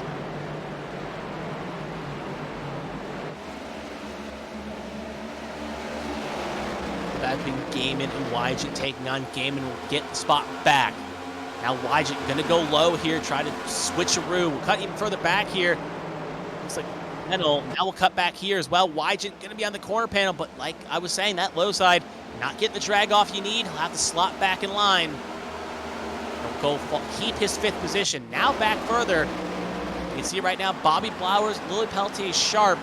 Blowers trying to make a move on Elias Flores. This is currently sitting for 10th position. Well, currently Reynolds is sitting in 9th. Flowers is in 10th. Flores is now in 11th. As they're fighting for 10th, respectively, Flores and Flowers. And worth noting as well, considering that they came in and took 2 tire fuel only on their stop. They're still making it work quite well for the tires they had with the second caution they came down, because they came down the second on the second caution, put fresh tires on, so even though they have a slight disadvantage to the tires with the cars around them, they're still gripping in quite nicely here. So looking firmly to keep their top 10s at the very least. Well, one will, as Flowers will stay 10th. The floor is now under pressure from Sharp, so the strategy worked at least for now, but obviously that could be changed up shortly. Behind Lily Pelletier Sharp there for 11th is Bianca Constance, who was in the top 5 for most of the first stage. Looking to try to get back in the top 10 here, and then there's Jeremy Braille hitting the wall there just a tiny bit there, got stuck on the wall, will now fall into the clutches of Matthew Boone, but still side by side at the very least. Sharp, though, looking to make a move on Flores. Back up to the battle here. Wygen has lost touch to Gaiman, and now under pressure from Height, so neither car again can really break away from each other. Every time Wygen makes a mistake, he gets it right back. Every time Gaiman makes a mistake, he gets it right back. And Height kind of just sitting here, kind of just methodically waiting, trying to find a point. And Josh Shosio ready to crash the party here. We'll see him in a wide shot in a second here. He has joined the fray and is going to make it a 4-car battle. That menacing pink Hello Kitty machine looking ready to try to pounce and take a couple spots here. Zachary Meredith coming out of the pit lane here. Very odd situation for him. Not for Denny, also in the pit lane as well here, so could be strategies, could be windows open, so both cars in, going to be the first of the major runners to come on in. Looking at the times here, Meredith is only a 6-second stop. More importantly, Alfred Denny coming in for a lot longer, though, so Denny looks like he had some damage he has to repair. So Very odd situation indeed. Or it could be a penalty. Who knows? But anyway, the 29, though, in their box for a long time. Back to the battle we were just talking about with Sosi and Wygant. And now side by side, Sosi ready to crash the party here, looking to try to get 6th position. And then there's also Shad Swatsworth. 81 is going to get clear. I'm going to try double zero. Just had to confirm that. And the double zero will fall in. Can confirm that the 17 and 29 are on strategy pitting right now. It is not the element of penalty or anything that Control's thrown them. So this is a strat pit. We'll have to see how it plays out for either car. Maybe we'll have to keep an eye as the stage goes on. Speaking of Zachary, there, there. Yeah, he's falling back more importantly. So Wygant falling back a lot here. Wonder if he's pitting this time by. His hand out the window. Hasn't seen, yeah, he didn't say anything in the radio, but he is now in. So Wygant pitting will be one of the first top 10 runners to come in. Maybe his tires are spent. Maybe going to try an undercut here to make something happen. Now the window's kind of officially opened. Wonder if any other car will follow suit in. We'll stay with Wygant here just to make sure it's a normal stop here. If he tries any different strategies here, can kind of maybe the Pied Piper here. Will only call here, no tires, similar to what happened to Zachary Meredith. So both cars not elected to take any fresh tires, both coming on in. Remember, stage ends on lap 90, so it's not that long away, and if you burn to set, for some of these cars, you may be at a bit of a disadvantage. So all cars have to pit at least once, so not really maybe worth taking 4 tires if you don't have the chance to run them down. Up front again, though, Proudfoot, Hall, Peach, Height, Game in your top 5. Proudfoot, Hall, retrospectively 1-2, but Peach is beginning to reel in the leaders here. The gap is beginning to shrink just a little bit. It was about north of 2.5. Now it's down to 1.7. They're coming. Hall is also gaining on Proudfoot as well. If you can keep an eye on the little ticker, it's been holding about 7 tenths. It's now going down just a bit to the 6 tenths. That time by, it was a 34.14 for Hall, a 34.16 for Proudfoot. So a slight advantage for Hall there, but he's going to have to consistently do it here. This time by will be indicative. It looks like it's going to be over a half a second here. I wonder if Proudfoot's trying to save at least a little bit here. That is going to be a Herculean task to make something happen. So we'll ride up over Proudfoot. Keep an eye on his rev limiter here as he heads off into 1. Nope, no saving there. It's not lifting, not coasting here, so it's just maybe losing natural time here on tires as the tires begin to fall here. It's not used to the wear here. We'll see through 3 and 4 if he does any more lifting. Nope, no lifting and an aggressive downshift, so he's trying to hang on to that car here, so he's not looking to try to go find a magical way to make it to 90. He's just trying to ride here, and he's just losing time here. As Hall, Peach, and the rest of the field are slowly reeling in Proudfoot here.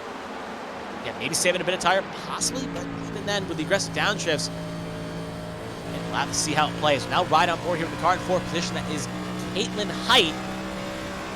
As they're sitting in 4th, as Sosi is trying to make a move on Gaiman behind 3 in question. Sosi again up 27 spots before he qualified. Remember, invalidated his qualifying run, which is something you don't usually see on that 81, and is now trying to make up for lost time here. White also back in the fight as well. Another car pitting, Tommy Reynolds in as well.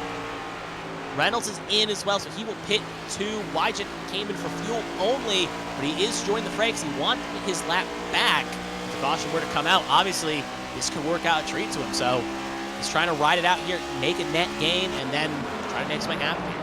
Because right now, if the caution were to come out, he'd be battling Meredith and now Reynolds when they come around here for the lucky dog. Right now, that advantage goes to Wygant, but you can see how close between the two of them are. That car behind Wygant is Meredith. So they are fighting hard for the lucky dog just in case something were chaotic to happen. Lap 74 of 145, stage ends on 90. So next time by, we'll have 16 to go. Can't say math was my favorite subject in school, but at the very least, though, I can calculate at least. If you give me a second, I'll get you the right number. But anyway, now riding a bullet game. still in the eyes, but now you can see it's drifting behind the grandstand. It's slowly going behind the grandstand here, not impeding the vision as much anymore. When we start the final stage, obviously it will be Twilight. Battle for the lucky dog behind between Meredith and Wygant. Obviously defending champion, not defending champion, but Season 3 champion going against Fontana winner in Pace and Wygant, and Truck Series champion defending. So both cars have pedigree and championships in the HTL Series. And we have a pit stop, 21 coming in this time by. He's in as the gap has basically fell to a 10th. So he's in, and I think a lot of the cars have singled. They're in this time by. So keep an eye on the pit lane here. It is going to be chaotic, but lead will hand over to Dustin Hall. Now this is a battle for the race lead between these three cars. Caitlin looking to lead her first lap here. She could take the lead around here. Keeping an eye on Proudfoot right now, seeing it's going to be fuel only. No, he's taking tires. Proudfoot is taking tires. This could put him in a bad spot. He is taking, looks like 4 tires. He's taking 4 tires here. Maybe going to try to stay out at stage end here. But he is now away, along with Boone taking 4 tires. Sasek and Flores all taking 4 tires, along with Mongold. So Wygant and Meredith, maybe their strategy may have been looked a little crazy at first. Maybe they can make this work. Height just leads the first lap of the race. And now look at the blend right now, though. Proudfoot is going to come out just right where Wygant and Meredith are. So when this cycles through, lead would go to, at the very least, Zachary Meredith. But obviously, though, with fresh tires, this is going to be probably a cakewalk for that 21. Let's see right now, fresh tires is going to get a good run here. Obviously, he is a lap down, though. Going to go low. Going to get kind of blocked off by Gaiman here. You can just see as we ride on board the difference between fresh tires and worn tires here. Gaiman going to be coming in this time by as well, so probably going to have to hurry up, make this move, or be a bit patient. Pit behind, know he's got the advantage here, and just don't impede him. And he'll go around the high side here, make it look smooth as butter. Get around Meredith, he'll take the net race lead when the rest of the cycle pits on. And the lucky out too, if a caution were to fly before he could get the before the pit stop cycle concludes.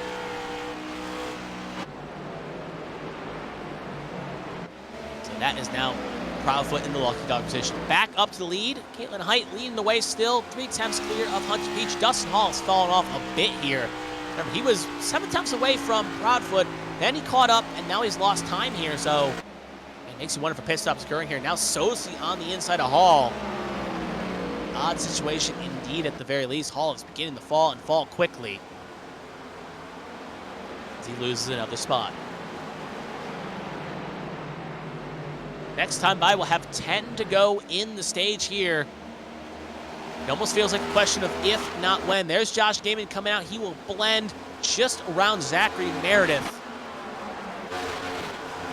That 33 car came in, took 2 tires. So he didn't take 4 like Proudfoot did.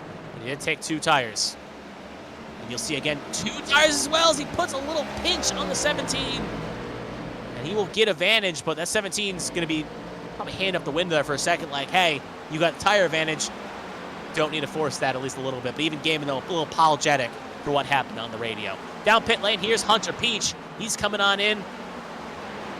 One of the top 4 in their box. Dustin Hall coming in this time by as well. Philip Helty is sharp, curling in 5th will come in as well. So we'll see how it all cycles out here. Right now at the moment, top 11 have yet to make their pit stops yet. More tires for Hunter Peach, similar to Proudfoot. But I wonder if he's going to not have enough time to really make this work. Maybe he's playing strategy for the final stage. We'll have to see how it plays out. There goes the race leader. Hall, Sharp, Constantinu all in this time by. Clavitt will join the fray this time by as well, along with Blowers. So it's not going to be long now. There's 381. The rest of the field will have to pit. The question is, how long do they dare to go?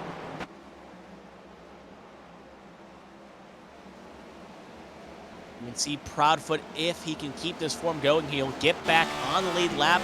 Probably a couple turns here, just showing 4 tires working a treat here.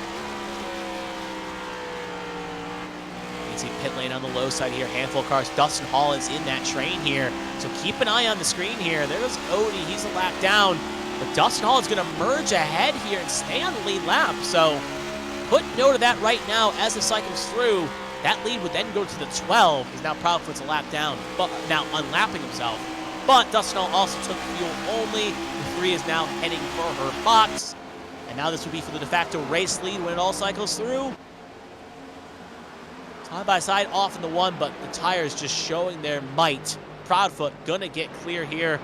He will take that position and presumably take the lead when it cycles through. Height, Sosi in their boxes. Britton and Withers, the last 2 cars yet to pit. And they will both stay out one more lap here. See if Height tries anything different. She's taking fuel only as well. Interesting call along with Joshua Sosi. Fuel only for both. And look at Height. She bumped the 78 out of the pit lane. She bumped her off the access road there as 78 was coming in. Gave her the old heave-ho. And now the 3 going to try to escape here to try to get advantage. Up, keep an eye on the blend. She'll come out ahead of the 21 of Proudfoot. Meanwhile, Sosi will be just behind. Now that's the last final boss. The 21 will have to catch in the 3. They will have coming this time by 5 laps to do it. Britton, though, is technically our race leader. Withers, though, is closing in and closing in quickly. Keep an eye on the left of your screen. You're going to see that 23. There he is. Wonder if Britton's trying to save maybe to get to 90. That is going to be he's a person that's willing to do that. It's about an 11-second gap here. We'll check his times here right now. Withers is coming in, so we can take him out of contention.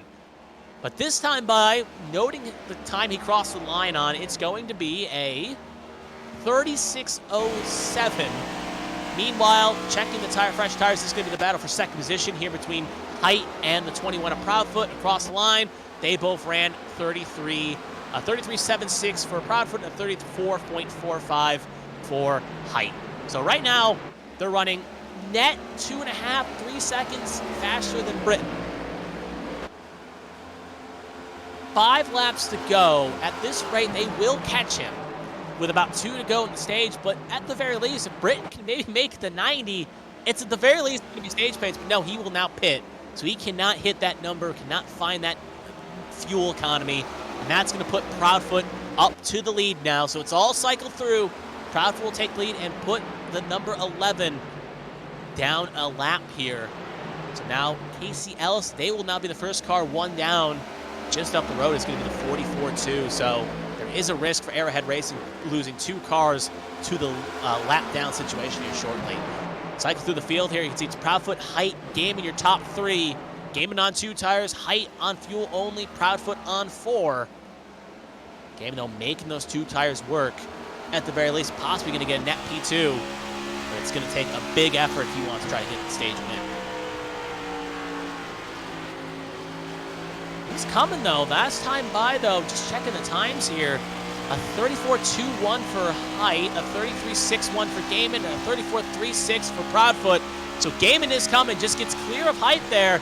Gaiman's going to put an answer on the door here and try to challenge for the stage win. Question is, how aggressive is he going to be for this? Proudfoot possibly just running for the win of it. Gaiman is a full competitor. There's even a chance Proudfoot burned his stuff up. Came in at 75, so it's going to be about 15, 16 laps on the tires here in comparison. Gaiman, remember, came in 3 laps later, but Proudfoot had to deal with a lot more traffic and had to go faster to gain time. This is going to be interesting to see how it plays out. Next time by will be the white flag in the stage, and it makes me wonder if Gaiman may remember what Proudfoot did to him out of 4, make a deep move in going into 3. As they come off the last corner here, Gaiman getting a good run here, but it's going to Proudfoot going to see the white flag in the stage. 1 lap to go in stage number 2. What can Gaiman do to challenge and try to sweep the stages?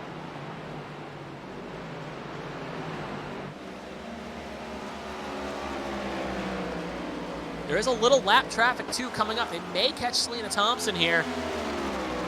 Possibly even the 33, but it's not going to be enough here. Coming off a 3 and 4, Gaiman going to go low. Proudfoot going to try to defend here. Gaiman not going to be a very aggressive on the throttle here, but it's not going to be enough. As they come off a 4, Proudfoot will avenge stage number 1 and win stage number 2. Gaiman will finish in 2nd, Height 3rd, Peach 4th, Reynolds 5th, Sosi 6th, Wadsworth 7th, Hall 8th, Boone 9th, and Dotson your top 10. Unlike usual, where we see call on the leader. We see the top 10 cross, and that is our top 10 in stage number 2. Gaiman, yeah, good by Dotson too, getting stage points for the rookie. Great call there by Strategy and getting some points here, so that is definitely going to be happy for the 31 machine. Another retirement we just had, Jeremy Braille has decided to pull up behind the wall too, so he will join the retirement crew, and that will bring us up to 5. But stage 2 will go to Brandon Proudfoot, so he avenged the stage 1 loss.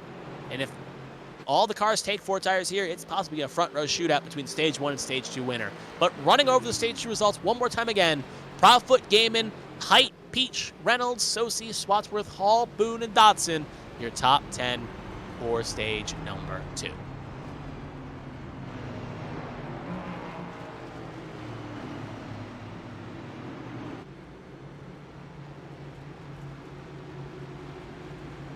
Now pit lane probably will be another busy place here, but with some drivers trying different strategies here as well, you'd assume Pops with 21 coming in, took 4 tires, obviously probably going to want fresh tires on it as well. Cars came for fuel only are going to want fresh tires as well, so most cars here are going to take 4 tires. Question is,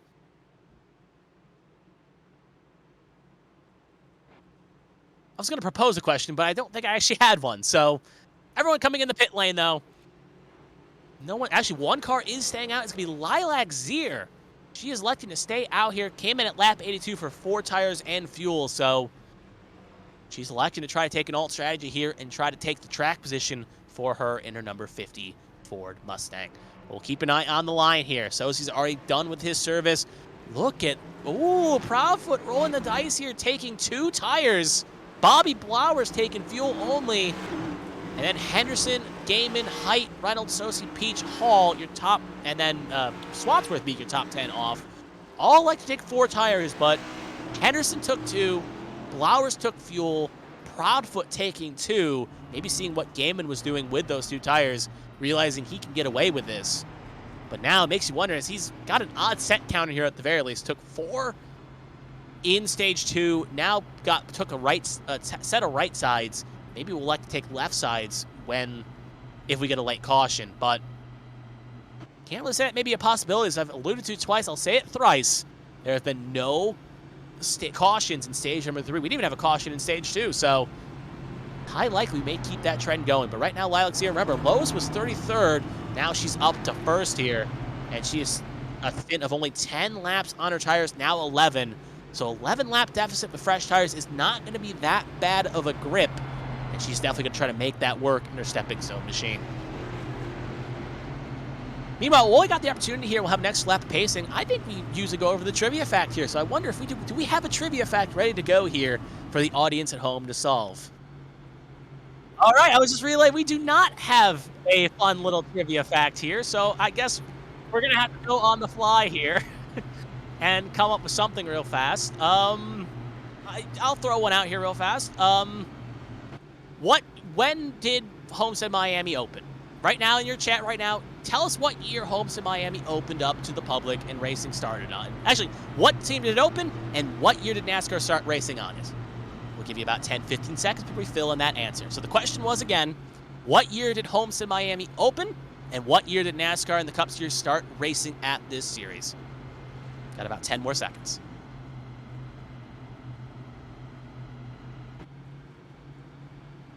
I see a few people in the chat already answering that question.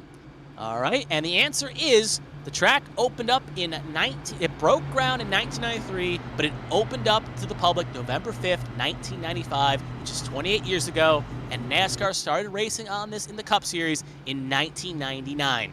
The Xfinity Series raced here in 1995 as soon as it opened, and the Cup Series took a little bit extra time. If you got that answer correct, good for you. You get our pat on the back for answering those trivia questions correctly. You get to keep that pride and momentum heading into next week's trivia question set. But now, back onto the racing action here. We've hit the final stage here. It's going to be Zier and Proudfoot, row number 1.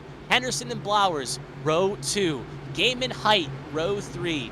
Reynolds, Sosi, row 4. Peach, Hall, your 5th row, and all your cars inside your top 10.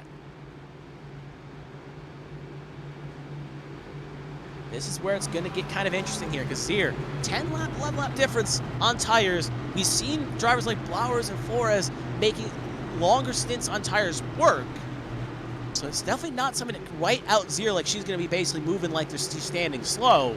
At the same point, and even with Proudfoot on 2 tires, Henderson on 2 tires, Blowers on no tires. Have to see how it all plays out. Maybe the 4 fresh tires can make this work. So as we get going here right now, pace car is going to pull on off. It's going to be on Zier's control. Green flags out as we start the final stage for the HTL Miami 350.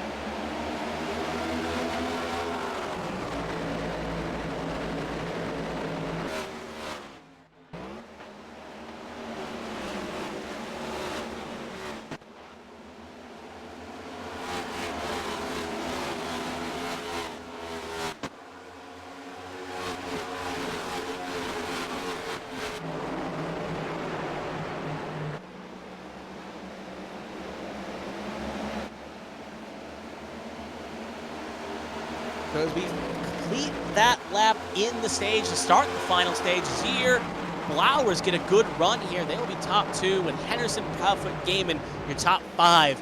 More importantly, Proudfoot did not get going. He was almost split 3 wide here. But now Blowers, remember, our pole sitter, led the opening lap stint. Look at that car down the low. That's Proudfoot. We'll have to hold on for a second, though, as Blowers looking to make a move in his unsponsored 5. Almost like a testing scheme right now.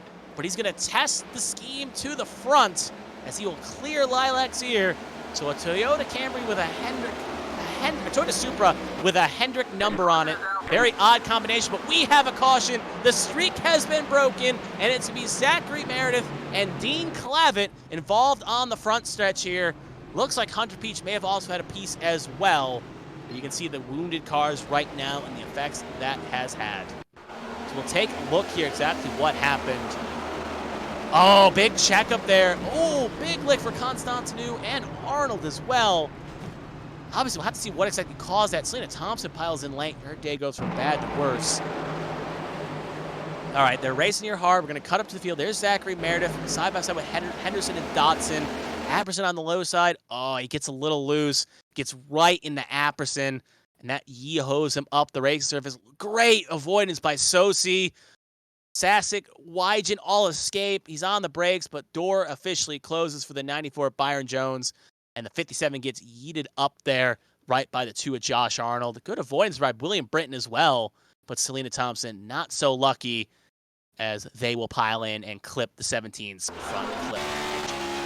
Taking a look here, right aboard here with Dotson. Now I think we're riding aboard here with the Pizza Wings machine of Zachary Meredith. You see Constantinu with an aggressive move low. Now going high. Josh Arnold, my mistake. Pizza Wing cars look the same. Now you can see up the road there. There's Zachary Meredith's little spin. Arnold trying to get on the brakes, but nothing you can do there. By the time you even think you have a chance, Constantinu's already kind of in your pathway on the brakes. And it's basically like tailgating someone on the highway and then trying to slam on the brakes as quickly as you can. Well, now riding aboard here with Sosi. Now we're riding aboard with Meredith. He's the one that caused this. So he gets a little bit loose, tries to save it, gets hooked sideways on the brakes, but can't just stop in the middle of the track and expect to get away with it. And you can see the effect that had. We'll take one more look as well from a nice little wide shot as well. Here we're following the 94 of Byron Jones, the one that couldn't really escape. You can see the spin happens here. Everyone gets through for the most part, and then Byron Jones just can't. Gets hit by Clavitt, and then, yep, Clavitt gets into Jones, Constantinu, and Arnold all just pile in there. We'll take one more look here as well on Pacey Wygen. We're on aboard Pacey Wygen. He has a magical escape here. His coast-to-coast teammate in the Truck Series could not make it through successfully, but Pacey Wygen did. So he's right aboard here with Wygen, trying to find his footing on that high side.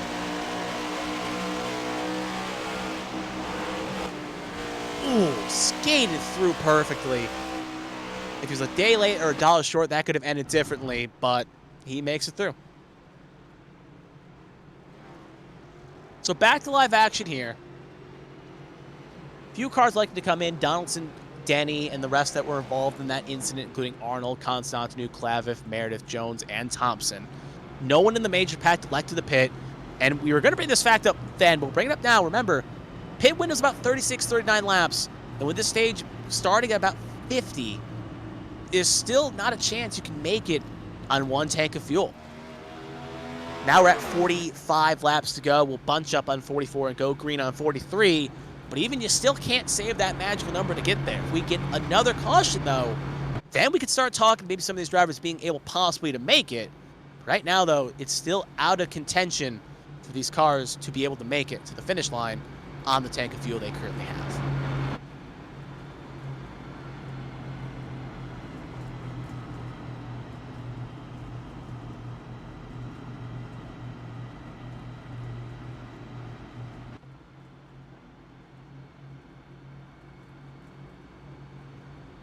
You also see how the difference between how this track started and how it is now. It was a nice sunny setting night, and now the sun is officially almost set. By the time whoever takes the flag takes the win, going to be a very, very dark evening. So we got the one to go probably this time by. We now officially do have it. It is going to be Zier and Blowers taking row number 1. It's going to be row 2 between Gaiman and Proudfoot. Row 3 is going to be Reynolds and Height, Hall, Peach, row 4, Sharp, and Swadsworth, your first 5 rows.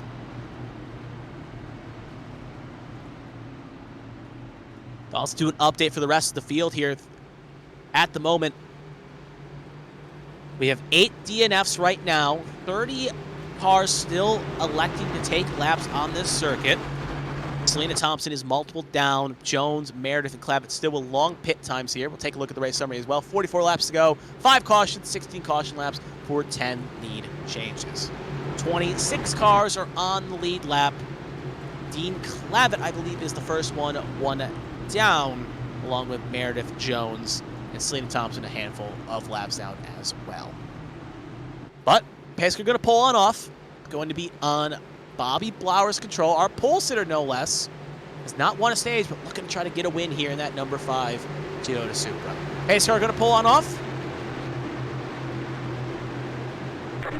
Green flag is out, and away we go. Good launch on the high side. Zier, though, did not get going. That's going to open the door for Gaiman here to maybe get down low.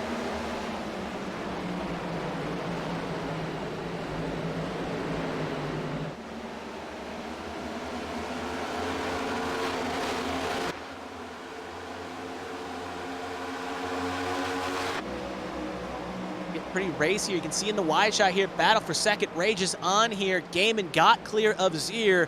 Now it's Proudfoot and Zier fighting for third here. A little bit further back, you can see Sharp, and look at Swadsworth. If he gets loose off of 4, he's going to lose multiple spots here. Going to get passed by Sosi, Boone, Dodson, Henderson, and now even Eli Sasek.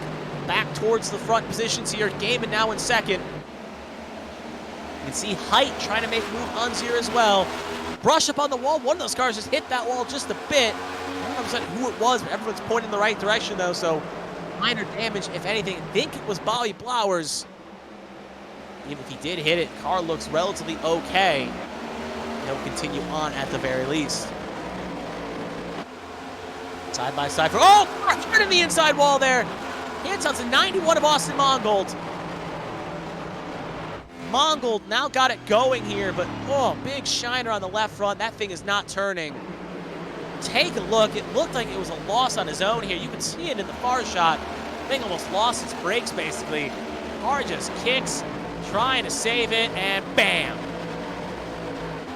We also have something else. Casey Ellis, they are stuck on the high wall right now. Their middle screen has gone off. Now they will tow. Their screen is, they turned off. They towed out quickly they could, so they were nice to alert everyone that they were stuck on the high wall, and they eventually got to pit lane safely. So no caution we called for either incident, and we will stay green more importantly. Proudfoot was able to get around Gaiman while you're watching those replays. A little bit further back, Dustin Hall was looking poised maybe to get a top 2 in either stage. Now kind of sitting himself back at P8, trying to make move on Reynolds. Even further back, we got Henderson, Sosi, and Sharp. This is right now 9th, 10th, and 11th we're watching on screen. But the battle for 10th between Henderson and Sosi, they almost come to touchies there. So you can see neither car really giving an inch here. Back to the lead, though. Proudfoot has reeled in Bobby Blowers. I sense a move, and I sense one now. Proudfoot going to take advantage and use those 2 fresh tires. The Proudfoot's 2 fresh tires. The Blowers has none. They'll make that move like Blowers is standing still. Oh, but Proudfoot gets loose. Trying to save it up. The racing surface is going to allow Blowers to answer back. Lap led by Blowers by a fender. And they'll be side by side heading off into one. Gaiman ready to capitalize if things play out bad here.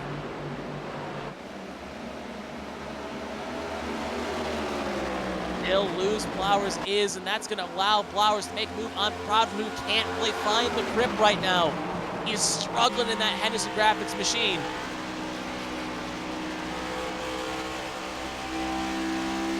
See if it kicks again on the 21. It does not. It did a little, but not enough to really make something happen here.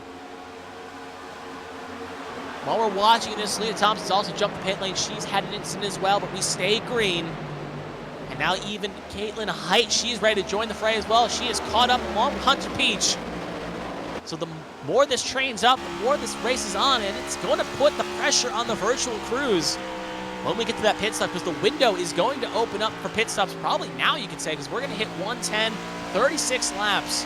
So in theory, you could pit now and make it to the finish line. But obviously, you'd have very worn tires, so you don't want to do it this early. The window is officially opened. Question is, how long do we see the cars pit? Here's Hunter Peach, currently riding in 5th position.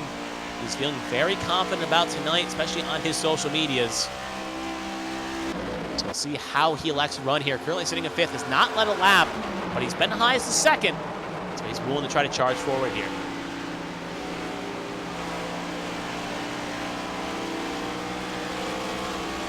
Battle for 2nd, Gaiman getting a run here on Blowers, making those tires work for him as well.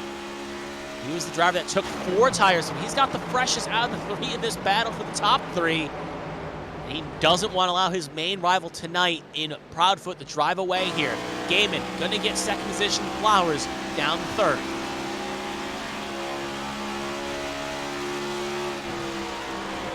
See Caitlin Height, last week's race winner. She wants to get around that 5 as quickly as she can as well. Doesn't want to allow those cars to drive away.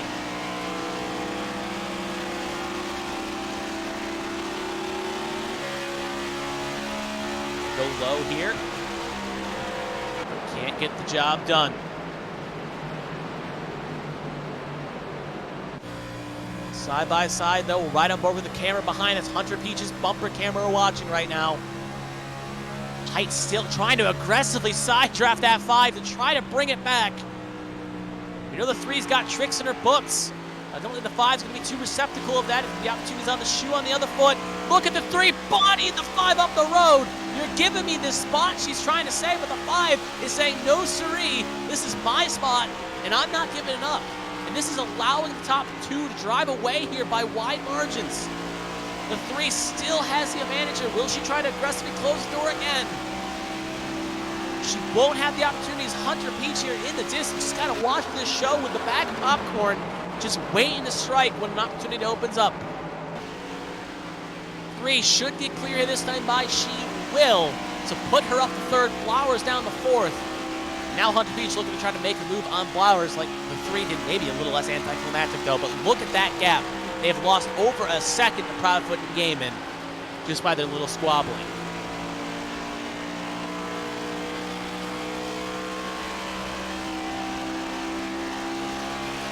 Peach can't get the run off, so riding on the rear camera of Caitlin Height. Now we're right back on Hunter Peach's on board.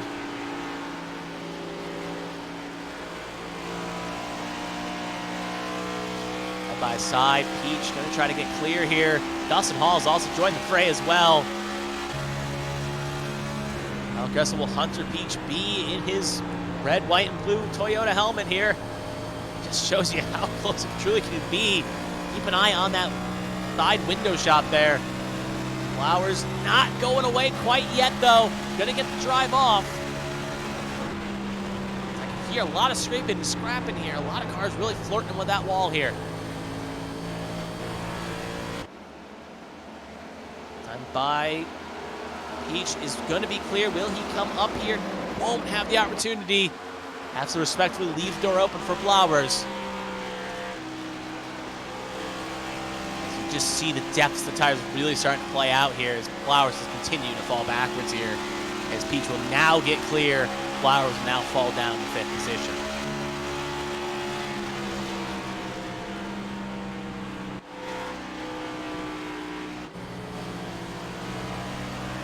So one teammate passes another. So put Peach to 4th, Flowers down to 5th. See if Dustin Hall can counter back. But look at that gap to the front here.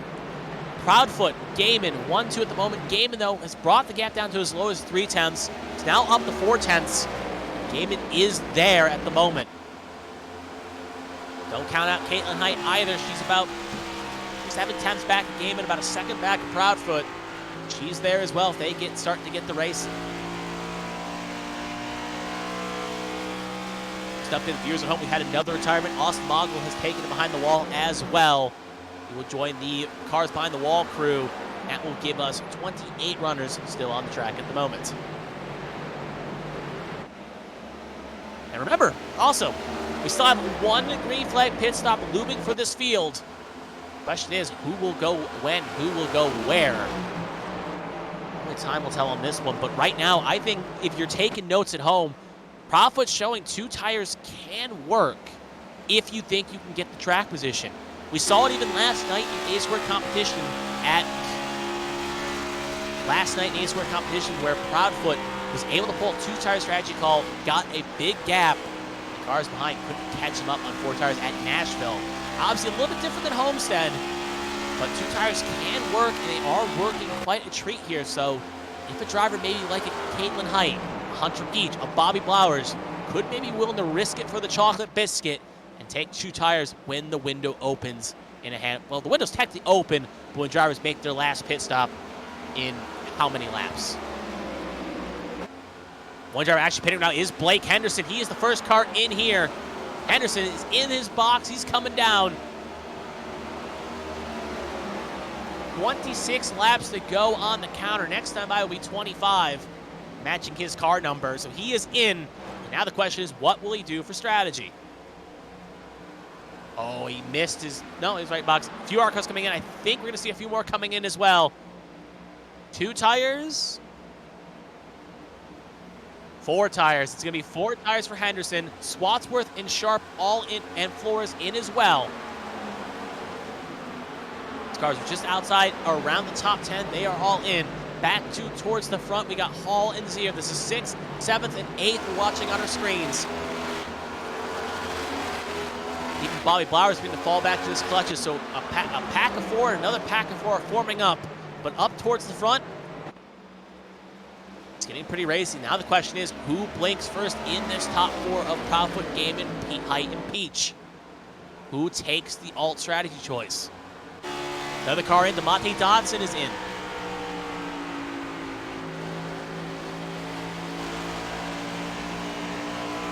One more thing to note as well, Sharp, Flores both took 2 tires. You can see on their clocks, they both took 2 tires. All right, first car in the top 6. I know it keeps switching points, but Dustin Hall is in this time by along with Brandon Proudfoot. The race leader's coming in along with Dustin Hall. That's going to hand the lead over to Gaiman. Oh, Dustin Hall spun on the pit lane. He saves it. They both keep pointing the right direction. No speeding. Now Height trying to make a move. We'll watch Proudfoot as he comes in here and see what he does for tire call here. Actually, I probably should come back to the race lead as Height and Gaiman are side by side heading off in the 3.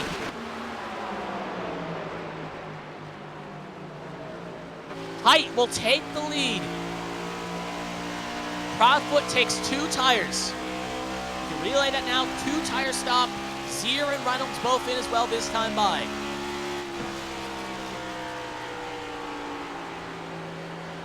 Look at that low grind right now. This is going to be indicative. When a car came out of pit lane, they were put a lap down. There's that 2-tire call. So 2-tire Proudfoot is pulling the same strategy he did last night and doing it again. Now, obviously, if any of these drivers are listening in on the stream, they know what he just did. The question is, will anyone counteract this, or was 4 tires the way to go? Because we saw at the end of stage 2, it worked better for 4 tires than 2 tires.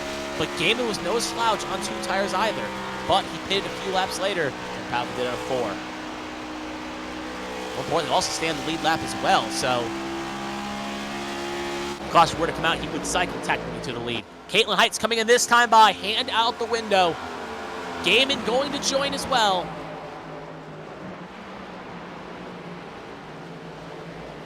So Lady Liberty coming in along with Valkyrie Motorsports. So the sister teams both in at the same time, along with Joshua Sosi for Stepping Stone. So, I said Lady Liberty, I should say, coming in. Stepping Stone is not anywhere in the pit box right now. It's two Lady Liberties and a Valkyrie, all under the same umbrella in a tactical alliance, all coming in this time by. That's going to hand lead over to Hunter Peach. Keep an eye on the tire strategy here. Is she going to take 4, 2? She took 2 tires last week at Indy. Will she do the same? Jack's up for 2. Gaiman is away quickly here. He took 2 tires. Hunter Peach is in, by the way. 2 tire stop for Caitlin Height as well. Joshua Sosi took 2 as well. But look at Profit around the high side. He's going to get around Sosi. Not going to be much of a race here. He is going to get clear, and he is going to be clear for the race lead. Undercut has worked for Proudfoot at the moment. Gap, at the very least, is 2 seconds and some change. And now this is where it gets kind of risky, because if you took 4 tires, maybe you could run it down. But now, with 2 tires, you just got to hope you can run similar or faster laps than a car on the same strategy. Here's a race leader, Bobby Blowers. Sosi will get their lap back. We'll put them back on the lead lap. Hunter Peach is still in the pit lane. He took 4 tires, though. Keep that in mind.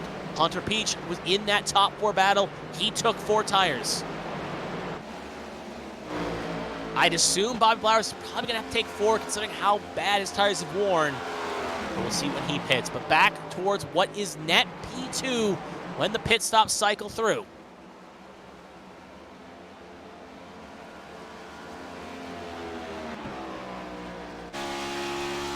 18 laps to go. Proudfoot's got clean track ahead of him a long way till he catches the next car, which will be the 11 of Casey Ellis and the 57 of Constantinu. Ooh, car on the wall. Lilac here has crashed. And we have a caution. And that is going to change a lot of things here. Try to give her a chance to get her going. We'll take a look here on the replay what happened, and she got hooked by Boone. Maybe she came down, but regardless, front quarter panel got on the rear quarter panel of Zier. Zier got stopped. Maybe could have called it a caution, maybe could have not. It's up to control's discretion, but very interesting. One more look as well. That's tight. Yeah, I'm leaning Zier got the hook there from Boone, but it looked like both cars were kind of just trying to side draft. It's a very racy incident there. But anyway, that is put a monkey wrench in things. We'll ride it one more time with Matthew Boone this time by. You can see Zier high side, Boone in the middle low. Yeah, Boone just came up there. That's more on Boone. Easy. So this has thrown a monkey wrench into things. This is shaking up the Jenga Cup. Blowers, Britton, Denny, Wygant, Withers, Constantinu all stayed out. They're all going to probably come in this time by. Everyone up to Sosi, I believe, stayed up. Actually, let me just do my math here real fast. Yeah, everyone else came in. Most were able to stay on the lead lap per se and got their lap back, but trying to cycle things out here quite nicely. Proudfoot is going to take the race lead. Height, Gaiman, Sosi with the next 4.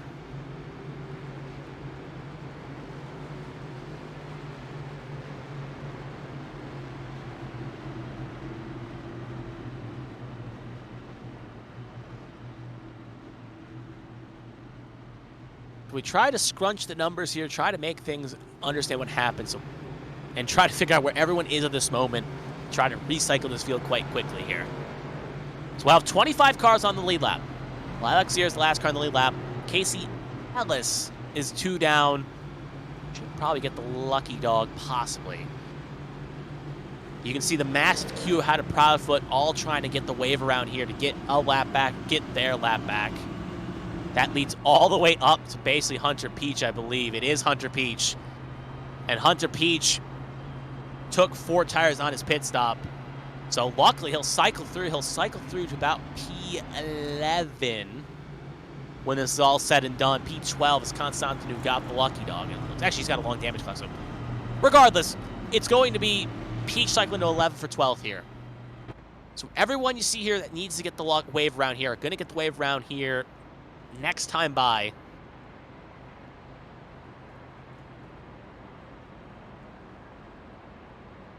And they'll cycle into about 12th down the rest of the direction. Now, Proudfoot, 2 tires. Height, 2 tires. Gaiman, 2 tires. Sosi, 2 tires. Then Bobby Blowers. First car that came in, he stayed out the longest. 4 tires for Bobby Blowers, and everyone on back to Tommy Withers and Lily Pelletier Sharp. They all have 4 tires. Actually, Sharp did take 2. So this is going to be interesting. The deficit isn't that much for tires per distance. Proudfoot has about a 3-second lap difference on tires to Caitlin Height, who's on the same strat as Gaiman and Sosi.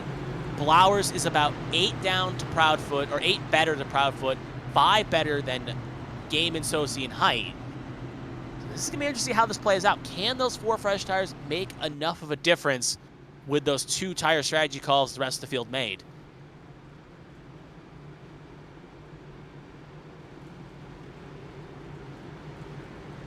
At the same point, Hunter Peach, who took 4 tires, got bit by the bad luck bug, as now he has to take the wave around here instead of being possibly in a good spot to make those 4 tires work. So as the field gets the wave around here, we've gotten the 1 to go here. It's going to be Peach, it's going to be Proudfoot, Height, row 1, Gaiman, Sosi, row 2, Blowers, Britton, row 3, Danny Wygent, row 4, Withers, Sharp, row 5. When we fire off, if the rest of the field can make it around here before the place car pulls off, we will have 12 laps to settle this. If not, we'll have 11.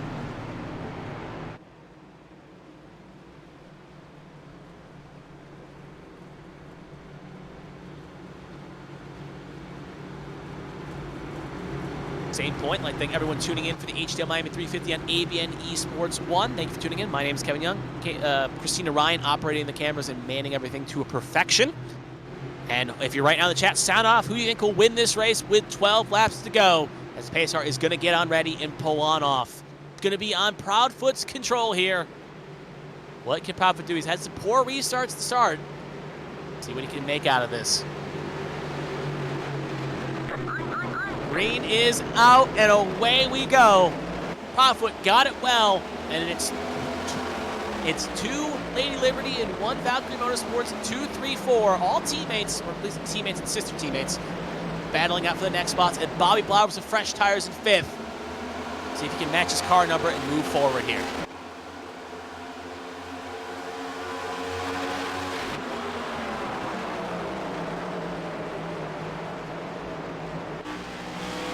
Right now, you can see trying to find a way, but it's a bit of a roadblock up 4th. Gaiman trying to make move on Height for 2nd. There you can also see Wygent promoting himself up to 6th, getting around Britton. Look at that move. 1 car trying to go very low on a move there. I think that was Withers. Almost had a Carl Edwards that situation there. Almost ran out of road.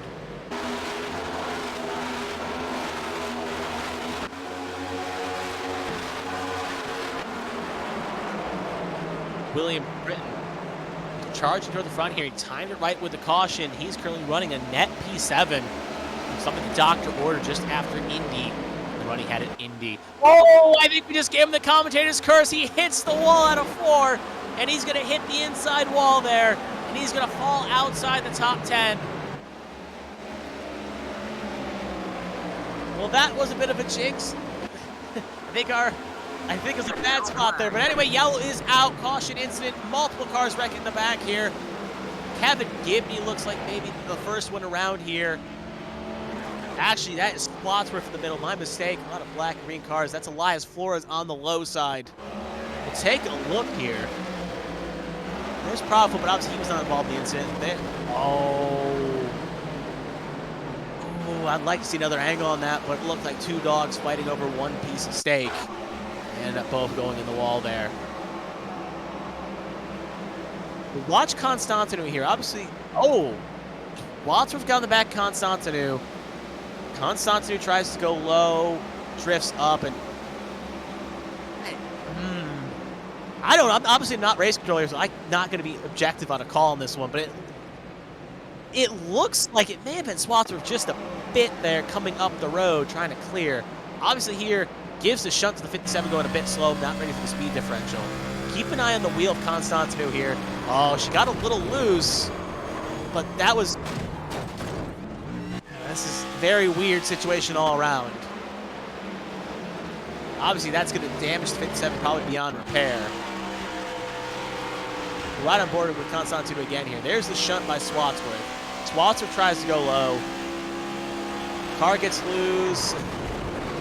Yeah, and then 18 gets hooked into the wall. Very odd situation around. I can't call that one way or the other. That's up for race to decide. But two cars, though, torn up and heavily wrecked from that incident. A few innocent bystanders as well thrown for a loop, including Ackerson, Clavitt, Zier, and Arnold. One more look here from the 18's perspective. We're backing up just a bit here to show it again.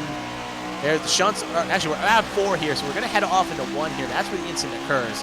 There's Hunter Beach, by the way. He's trying to get around as well. There's the shunt. Tries to go low here. To drift up. That's natural progression going up there, though. But oh, and then a violent T-bone there by one of those cars. I think that was Josh Arnold. Just overall, a big wreck there. 2 cars, multiple good cars taken into contention in that incident and have heavy damage. Anyway, back towards the front we go. We got Proudfoot leading the way, and this is playing to the hands of the cars that had the 2 tires, as this is burning off laps and making it so it's easier to get to the finish line here, and really hurting Blowers and the tires on 4 tires, as they'll have less laps to make them work. 44 spun as will Jeremy Braille. Yeah, this is what took him out of the race. I know he retired a long time ago, Jeremy Braille, and he hit the wall, then he just towed and left. So, very interesting situation. This was before the end of stage 2, when he was trying to keep, he was trying to stay in the lead lap, trying to go fast, and he had a mistake there. So that ends up ending the day for the 44. And his day is done for the end of stage number 2. So we should get the 1 to go this time by. Constantino also pulled behind the wall, just to finish my point there. Constantino just pulled behind the wall, so that will give us another retirement, giving us 25 cars still running with 24 cars on the lead lap. Casey Ellis, they are the only car 1 down at the moment. Actually, Thompson and Jones is still technically, I think, running. So you can throw them on the log too. So we'll say 27 cars running. Ellis, the only chance to get back on the lead lap if we get another caution. Thompson and Jones just looking for more retirements.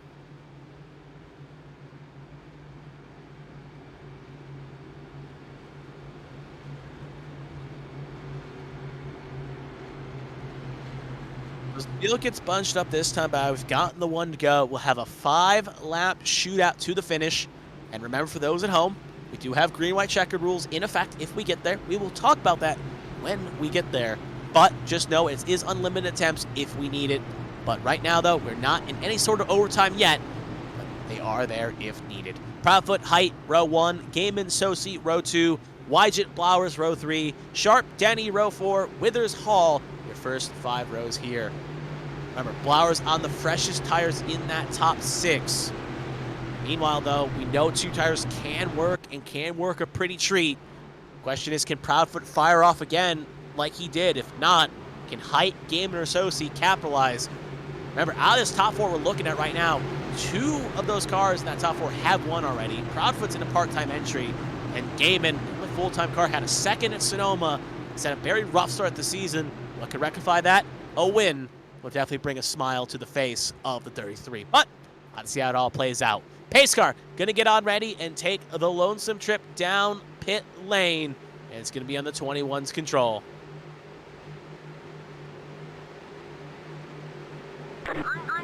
Green flag is out, and away we go.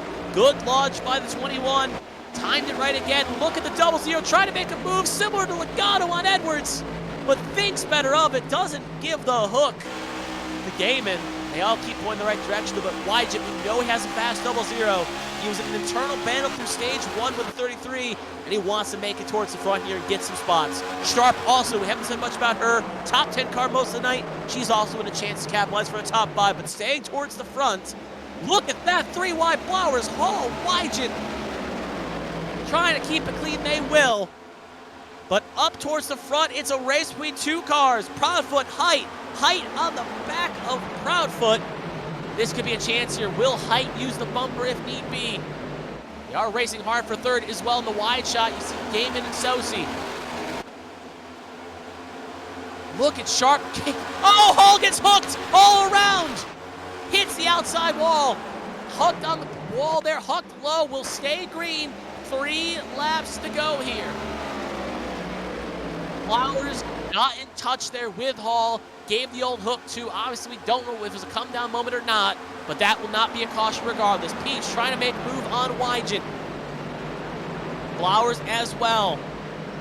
Oh, Proudfoot drifting up the zone. Height's got an open door here, battling down the backstretch. Height is there on the corner panel. Gaiman is a distance away if they touch. Proudfoot's led the most laps tonight. It'd be a pain if he ended up losing this after his performance. Sharp got loose right in front of Wygent. Almost they hit the wall. 2 laps to go. Proudfoot leading the way. Height there though, an opportunity. Almost gets in the portal. Gaiman ready on the high side, trying to run it high. We haven't seen Gaiman run that high run all tonight. We'll see if he can get used to this with 2 laps to go here. Sharp trying to make a move on Peach, but we're staying with this battle to the end here. Height, middle groove, Gaiman, high groove, Proudfoot, low groove. As they come off of 4, the leaders poised and ready to take the white flag. So this race will be official next time by. Who will see the checkered flag first? Height again trying that high groove. Gaiman has gone back to his bread and butter low. They've lost touch. Makes wonder if Height has run out of time. Down out of the backstretch. 2 more corners to go. Well, how aggressive will Height be on ascent? Just a bit too far back. Her opportunity may have just came and went as they come off of 4. Proudfoot has led most of the night. He was your stage 2 winner. Now he's your race winner. He has won the HTL Miami 350 here on ABN1. Back-to-back wins on back-to-back nights. Proudfoot has done. There's a reason why I call him 2-tire Proudfoot. He's made 2 tires work back-to-back nights in 2 different series. So Brandon Proudfoot, your race winner, gonna get his flowers and gonna get his congratulations. Here's Blake Henderson showing some love. His teammates are hounding him right now, showing him all the love in the world here as he's taken that number 21 that Marcus Chafin usually drives for Unforgiven, and also given Unforgiven their 2nd race win this season as a team. Weird tribute fact about that though. Is both their wins for Unforgiven have been with substitute drivers, but still, can't take away from a team that took so long to get their first win after a long deficit, and now they've gotten 2 in the span of 3 weeks. So hey, overall, that is very happy for the boys at Unforgiven and girls and whoever's at Unforgiven. Let's not assume genders. But anyway, Brandon Proudfoot, your race winner, as he's burning it down here in Miami, as he is celebrating here tonight. Your race winner with Height 2nd and Gaiman 3rd.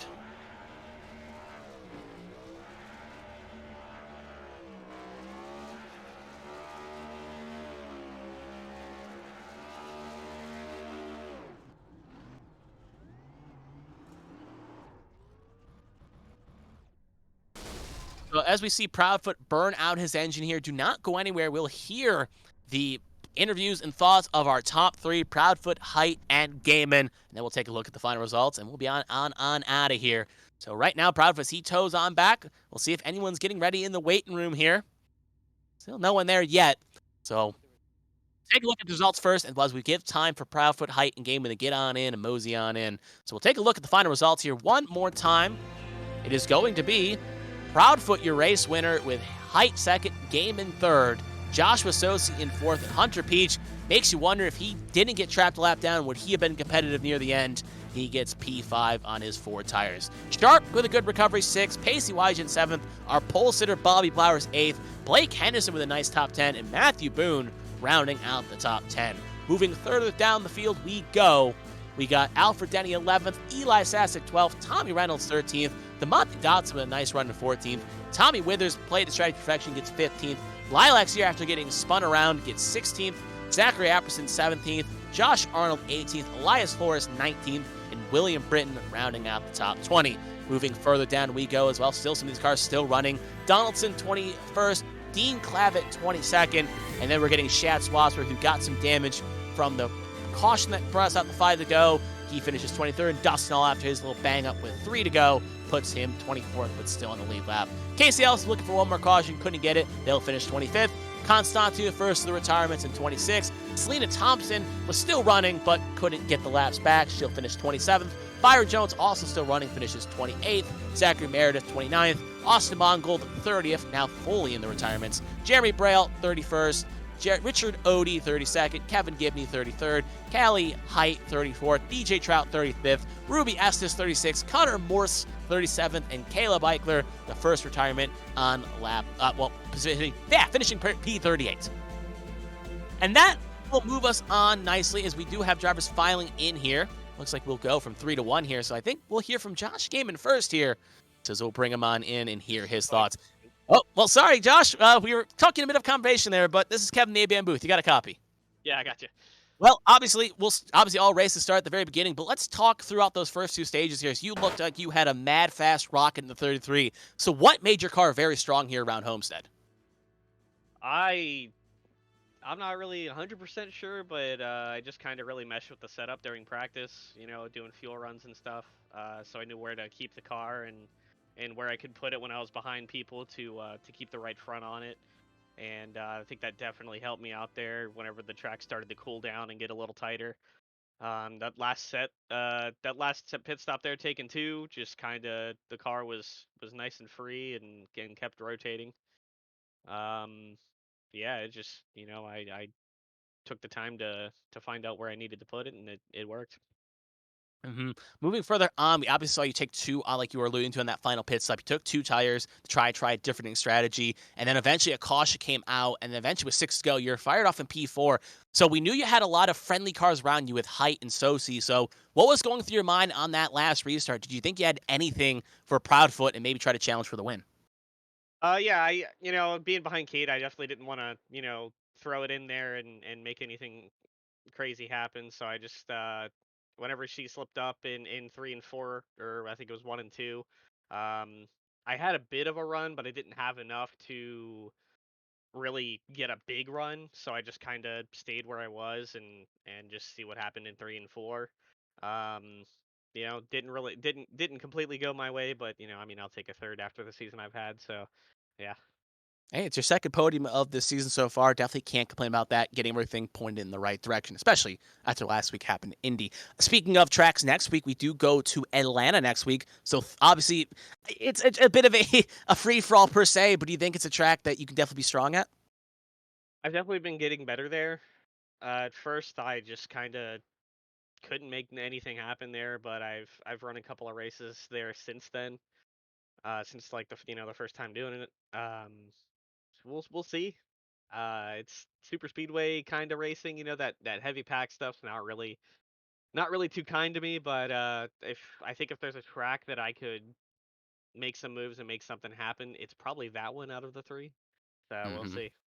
Well, obviously, we'll see if we'll look forward to that. It's definitely a lot of drivers will be willing to make moves. But obviously, it is ABN tradition. Does anyone want to thank family, friends, sponsors, whatever? The floor is yours. Take it away. Yeah, absolutely. Shout out McConey Setup Shop, 213 Simware. Uh, I'll shout out W Energy. And shout out the Henderson Graphics for the awesome looking car. I'll shout out all the HTL admins.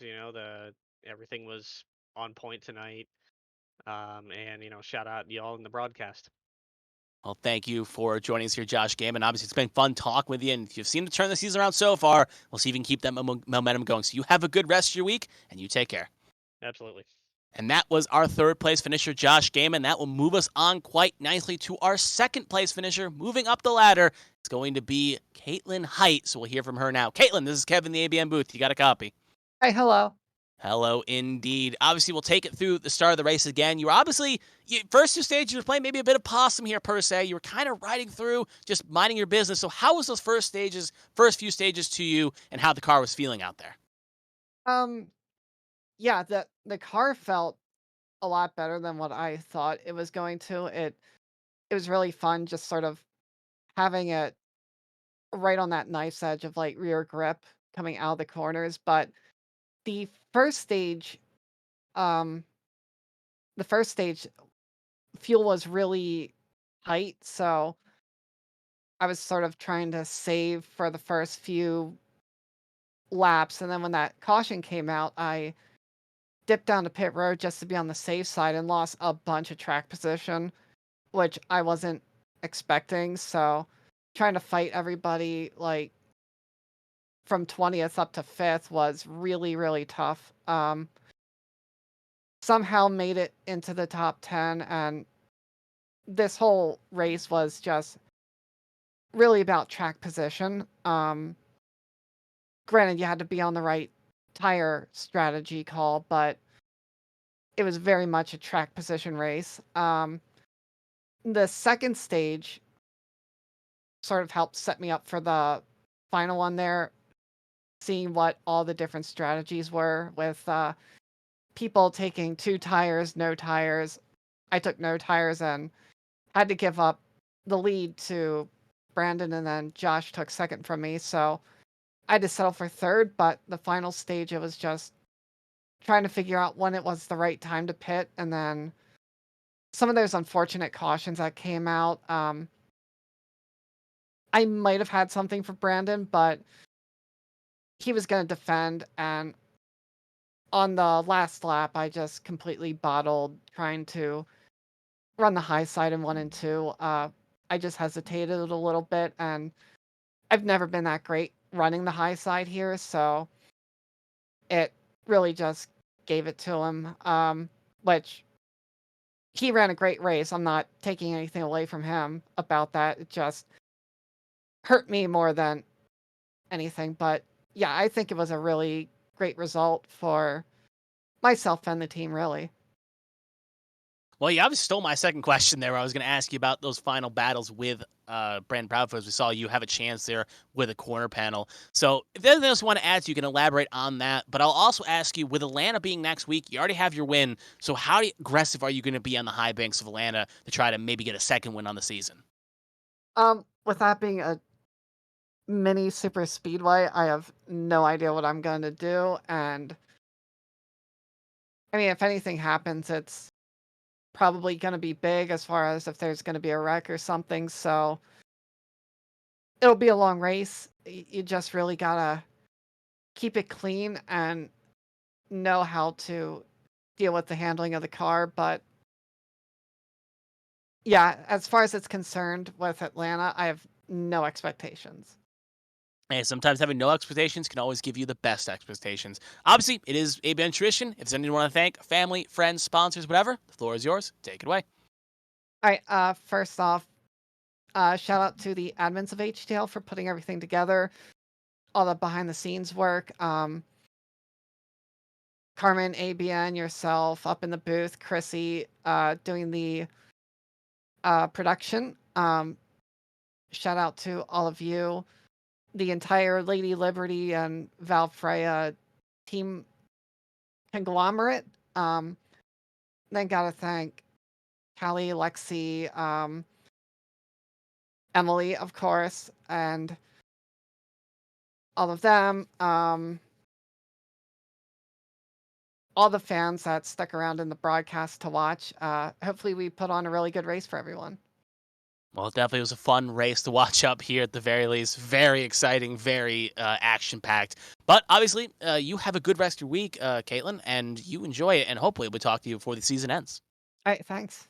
And that was our second place finisher, Caitlin Height, and that will move us on nicely to our race winner, Mr. Two-Tire Brandon Proudfoot. We'll hear his thoughts now. Brandon, this is Kevin, the ABM booth. You got a copy? I got you. Well, obviously, it's been less than 24 hours since I talked to you last, but obviously, we'll have to talk about the race itself. So, obviously, you were a strong car through the first two stages. So, what made you so strong in stage one and stage number two? Honestly, it's the car was on the looser side, and that's just how I prefer my car to drive. The very, very beginning on cold tires, you had to really watch it, but at least to me, I've heard a few people saying that the set was a little too loose, but to me, it was a set that you could very easily read, and then depending on the driving style that you chose throughout the run, you could really manipulate your speed and just overall your symptoms throughout the night through really first, second, and even in there towards the end as well. Hmm.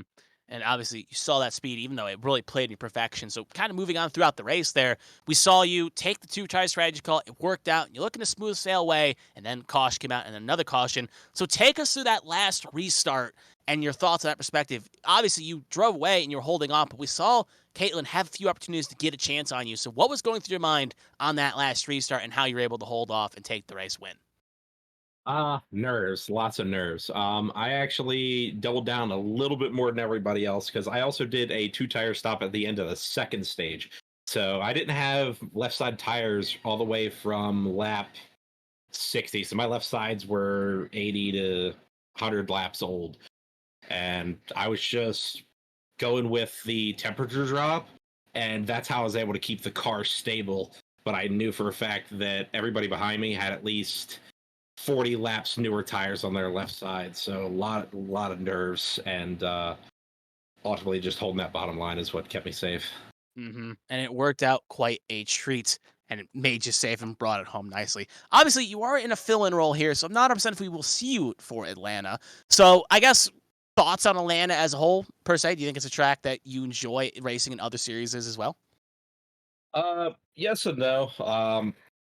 I'm come from a racer background. I've done short track. I've done 5/8 mile on the dirt in real life, but super speedways, that's an area that's kind of void for me, and that's you have some super speedway ringers, and Atlanta it's a little bit in between. It's obviously not your Daytona or Talladega, but it's definitely a track to where your times are a little bit closer, and it's a little bit more pack racing. So a lot more variables at stake, and you have a few select people that obviously are better at those super speedways and knowing strategy of what line to be and whatnot. Me, I just pick a line and stick to it and pray.